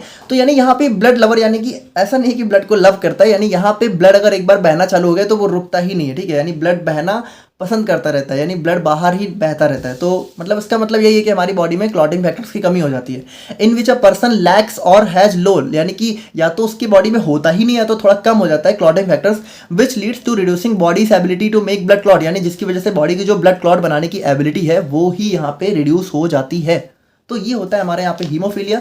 और बाकी हम लोग बात करें तो in haemophilia blood does not clot properly, that leads to excessive bleeding, यानी यहाँ पे ब्लड क्लॉटिंग अच्छे से होती नहीं है। तो जब भी हमें कोई चोट वगैरह लगती है उसकी वजह से ब्लीडिंग जो है बहुत ज़्यादा होने लग जाती है। यानी जितना ब्लड बाहर नहीं निकलना चाहिए उससे ज़्यादा निकलने लग जाता है। यानी ब्लड क्लॉट या तो डिले हो जाता है या तो होता ही नहीं है। अगर होगा ही नहीं वो तो बहुत हार्मफुल कंडीशन हो गई। यानी ज़्यादातर क्या होता है कि ब्लड क्लॉटिंग थोड़ा सा डिले हो जाती है। बाकी हम लोग बात करें तो इट इज एन कोगुलेशन और ब्लीडिंग डिसऑर्डर। तो ब्लड क्लॉटिंग को हम लोग ब्लड कोगुलेशन भी बोलते हैं, आप लोगों को पता होना चाहिए। तो यहाँ पे ये हमारा एक कोगुलेशन डिसऑर्डर होता है, ठीक है, या फिर ब्लीडिंग डिसऑर्डर होता है, और it most commonly occurs in males. तो यहाँ पे देखो ये मेल्स में बहुत ज़्यादा देखने को मिलता है। क्यों देखने को मिलता है वो चीज़ अभी हम लोग देखेंगे। बाकी हम लोग बात करें अपने टाइप्स ऑफ हीमोफीलिया की, तो हीमोफीलिया यहाँ पे 2 टाइप का देखने को मिलता है। एक हो गया हीमोफीलिया ए, एक हो गया हीमोफीलिया बी। मतलब ये दोनों सबसे ज़्यादा देखने को मिलते हैं। बाकी कुछ हमारा हीमोफीलिया सी वगैरह भी देखने को मिलता है, तो वो बहुत मतलब रेयर चांसेस में होता है। इन दोनों को हम लोग मोस्ट कॉमनली देखते हैं। तो हीमोफीलिया ए और बी में भी बात करें तो ए हमारा सबसे ज़्यादा देखने को मिलता है, ठीक है। तो it is also known as classical haemophilia. और यहाँ पे ये क्यों होता है, ये हमारा होता है डेफिशिएंसी ऑफ फैक्टर नंबर 8, ठीक है। अगर फैक्टर 8 की या फिर डेफिशिएंसी या फिर एबनॉर्मलिटी हो जाती है, ठीक है, तो यहाँ पे हमें जो है हीमोफीलिया ए देखने को मिलता है। और ये हमारा जो है, मान लो अगर हीमोफीलिया के 100% केसेज हैं तो 80% केसेज में हमारा हीमोफीलिया ए देखने को मिलता है। बी की बात करें तो इसको हम लोग यहाँ पे क्रिसमस डिजीज के नाम से भी जानते हैं, और ये हमारा होता है फैक्टर नंबर 9 की डेफिशिएंसी से, और ये हमारा सेकंड मोस्ट कॉमन होता है, और ये लगभग हमारे कह सकते हो 20% केसेज में देखने को मिलता है। तो ये हो गया हमारा हीमोफीलिया एंड उसके टाइप्स। अब हम लोग यहाँ पे बात करते हैं कॉजेज और एटियोलॉजी, यानी इसके पीछे क्या क्या रीजंस हो सकते हैं। तो यहाँ पे देखो haemophilia is primarily caused by genetic mutations in the genes that provides instruction for making clotting factors. तो यहाँ पे देखो जो भी हमारे जीन्स होते हैं जो कि क्लॉटिंग फैक्टर्स को बनाने के लिए इंस्ट्रक्शन प्रोवाइड करते हैं, अगर वहाँ पे कुछ चेंजेस हो जाते हैं तभी हमें हीमोफीलिया देखने को मिलता है। अब ध्यान से सुनना, the genes of are located on chromosome number X. तो यहाँ पे देखो जो हमारा एक्स क्रोमोसोम होता है, देखो हमारी बॉडी में दो टाइप के क्रोमोसोम होते हैं, एक होता है एक्स, ठीक है, और एक होता है वाई। तो यहाँ पे देखो जो मेल्स होते हैं उनके अंदर यहाँ पे क्रोमोसोम होता है सॉरी एक्स वाई होता है, और फीमेल्स के अंदर होता है एक्स एक्स, ठीक है। तो होता क्या है, देखो यहाँ पे देखो एक चीज समझ के ना कि, और इनमें से जो एक्स है इनमें होते हैं हमारे ब्लड क्लॉटिंग के जीन्स। तो males are generally affected more with this disease compare to females as they have only one copy of most of the genes on X chromosome where as female have two. देखो यहाँ पे क्या बताया जा रहा है कि जैसे यहाँ पे ये एक्स के अंदर होती है इसकी इन्फॉर्मेशन, तो देखो फीमेल्स में क्या होता है, दो एक्स होते हैं, और मेल में क्या होता है कि एक एक्स होता है एक वाई होता है। तो अगर मान लो फीमेल के एक एक्स में मान लो अगर डिफेक्ट आ भी गया तो उसका दूसरा एक्स तो यहाँ पे अभी भी सही होगा, है ना। अगर मान लो फीमेल में भी दोनों एक्स में डिफेक्ट आ गया तो उसको भी हो जाता है, लेकिन अगर एक में ही आता है तो एक उसका रहता है, जबकि मेल में एक ही एक्स होता है। अगर इसी में डिफेक्ट आ गया तो यहाँ पे क्या होगा भाई, उसका तो मतलब चांसेस खत्म हो गया, क्योंकि उसके पास दूसरा तो वाई है जिसके अंदर कोई काम का है नहीं। तो इस वजह से क्या होता है कि मेल्स यहाँ पे जनरली मोर अफेक्टेड होते हैं, क्योंकि उनके पास सिर्फ एक कॉपी ही होती है मोस्ट ऑफ द जीन्स की। Now these change or mutations either completely prevent or reduce the production or make abnormal factors, यानी कि यहाँ पे क्या होता है, या तो ये फैक्टर्स बिल्कुल कम कर देते हैं या तो खत्म ही कर देते हैं, या तो थोड़ा सा इनका प्रोडक्शन कम हो जाता है। तो समझ गए आप लोग, ठीक है, कौन कौन सा फैक्टर, 8th और 9th। और पैथोजेनेसिस की बात करें तो यहाँ पे देखो ड्यू टू फैमिली हिस्ट्री और जीन म्यूटेशन, यहाँ पे क्या होता है, एब्सेंस, रिडक्शन और एबनॉर्मेलिटी इन क्लॉटिंग फैक्टर्स, जिसकी वजह से क्या हो जाता है, हमारा इंट्रिंसिक पाथवे अफेक्टेड। तो देखो अगर आप लोगों ने ब्लड क्लॉटिंग पढ़ी होगी तो पता होगा, नहीं पढ़ी तो इतना समझो कि ब्लड क्लॉटिंग में दो पाथवे होते हैं, एक होता है इंट्रिंसिक, एक होता है एक्सट्रिंसिक। तो इसमें हमारा इंट्रिंसिक पाथवे अफेक्ट होता है। और उसके बाद हम लोग बात करें जिसकी वजह से क्या होगा, हमारा इम्प्रॉपर डिलेड या फिर इनिबिशन ऑफ ब्लड क्लॉटिंग, ठीक है, जिसकी वजह से हमारा ब्लड क्लॉटिंग में जो है डिले हो जाएगा, या तो बिल्कुल खत्म ही हो जाएगा, या तो इम्प्रॉपर अच्छे से नहीं होगा, जिसकी वजह से हमारा ब्लीडिंग जो है प्रोलॉन्ग होगी, यानी कि बहुत देर तक होती रहेगी। और यही हमारा हीमोफीलिया के मेन सिम्टम्स होते हैं, ठीक है। तो बाकी हम लोग बात करें यहाँ पे हीमोफीलिया के सिम्टम्स की, तो यहाँ पे जो है हमें प्रोलॉन्ग ब्लीडिंग देखने को मिल सकती है आफ्टर इंजरी। अगर बहुत ज़्यादा देर तक हो रही है तो हीमोफीलिया के चांसेज हैं। बाकी स्पॉन्टेनियस, यानी कि कभी कभी क्या होता है ना कि अब हमारे जो है चोट वगैरह नहीं भी लगी होती है, लेकिन अपने आप ही ब्लीडिंग होना चालू हो जाती है, ठीक है, तो ये भी हमारा हीमोफीलिया हो सकता है। और बाकी नोज ब्लीड, ठीक है, तो नोज ब्लीड का भी एक सिम्टम्स हो सकता है। और ब्लड इन यूरिन और स्टूल, तो यहाँ पे अगर यूरिन स्टूल में भी मतलब बिना किसी वजह के अगर वहाँ पे कोई प्रॉब्लम नहीं है और ब्लड आ रहा है तो यहाँ पे चांसेस हो सकते हैं हीमोफीलिया के। और पेन और स्वेलिंग इन जॉइंट्स, तो देखो जॉइंट्स के अंदर मान लो अगर इंटरनल ब्लीडिंग हो जाती है तो वहाँ पे भी हमें जो है पेन और स्वेलिंग देखने को मिल सकती है। और कॉम्प्लिकेशंस की बात करें तो सबसे पहला कॉम्प्लिकेशन हो जाता है इंटरनल ब्लीडिंग। देखो एक चीज़ समझो कि जैसे कुछ चोट तो ऐसी होती है जो हमें बाहर से लगती है, जो हमें दिखती है, लेकिन हमारे अंदर कुछ ऐसी भी इंजरी होती है जो हमारी इंटरनल होती है, ठीक है। अगर मान लो इंटरनली हमारी कोई ब्लड वेसल्स डैमेज हो गई तो वहाँ पे भी तो ब्लड क्लॉटिंग होती है। तो ब्लड क्लॉटिंग अगर अच्छे से नहीं होगी तो इंटरनल ब्लीडिंग स्टार्ट हो जाएगी। बाकी हम लोग बात करें तो जॉइंट डैमेज, यानी कि वही चीज़ है ना कि इंटरनल ब्लीडिंग, यानी जॉइंट में अगर मान लो स्टार्ट हुई तो जॉइंट डैमेज हो जाएंगे। मसल और टिश्यू में स्टार्ट हुई तो मसल और टिश्यू डैमेज हो जाएंगे। इन्फेक्शंस वगैरह के चांसेस बहुत ज़्यादा बढ़ जाते हैं। और एट लास्ट में क्या होगा, जब हमारा ब्लड इतना लॉस हो जाएगा तो हमें एट लास्ट में एनीमिया भी देखने को मिल सकता है। और ट्रीटमेंट की बात करें तो यहाँ पे इसका भी जैसे कह सकते हो कि कोई प्रॉपर ट्रीटमेंट तो होता नहीं है, इसको मैनेज ही कर सकते हैं। जैसे यहाँ पे प्रिवेंशन ऑफ ब्लीडिंग एपिसोड्स, यानी कि अगर मान लो ब्लीडिंग वगैरह आती है, ठीक है, तो हम लोग को कोशिश करनी चाहिए कि ब्लीडिंग जो है, पहली बात कोशिश करनी चाहिए कि चोट वगैरह ना लगे, और दूसरी बात लग जाती है तो हम लोग जो है बाहर से जो भी चीज़ें कर सकते हैं, ठीक है, उस ब्लीडिंग को रोकने के लिए वो कर सकते हैं। और रिप्लेसमेंट थेरेपी, यानी यहाँ पे क्या होता है कि बाहर से हम लोग जो है मान लो क्लॉटिंग फैक्टर्स की कुछ कमी है तो बाहर से हम लोग दे सकते हैं, ठीक है। और उसके बाद जीन थेरेपी, यानी कि जीन भी अगर मान लो जो है जीन्स मिल जाते हैं उस तरीके के तो जीन्स का यहाँ पे रिप्लेसमेंट हो सकता है। और उसके बाद यहाँ पे डेस्मोप्रेसिन थेरेपी, तो डेस्मोप्रेसिन हमारी एक ऐसी कह सकते हो ड्रग होती है जो कि क्या होता है कि जो हमारे स्टोर्ड क्लॉटिंग फैक्टर्स होते हैं, जैसे मान लो हमारी बॉडी में कम हो चुका है लेकिन जो स्टोर है उसको रिलीज करने में हेल्प कराती है ताकि उसकी कमी पूरी की जा सके। तो ये था हमारे यहाँ पे कंप्लीट हेमाटोलॉजिकल डिजीज का लेक्चर्स। तो कैसा लगा आप लोग को वीडियो?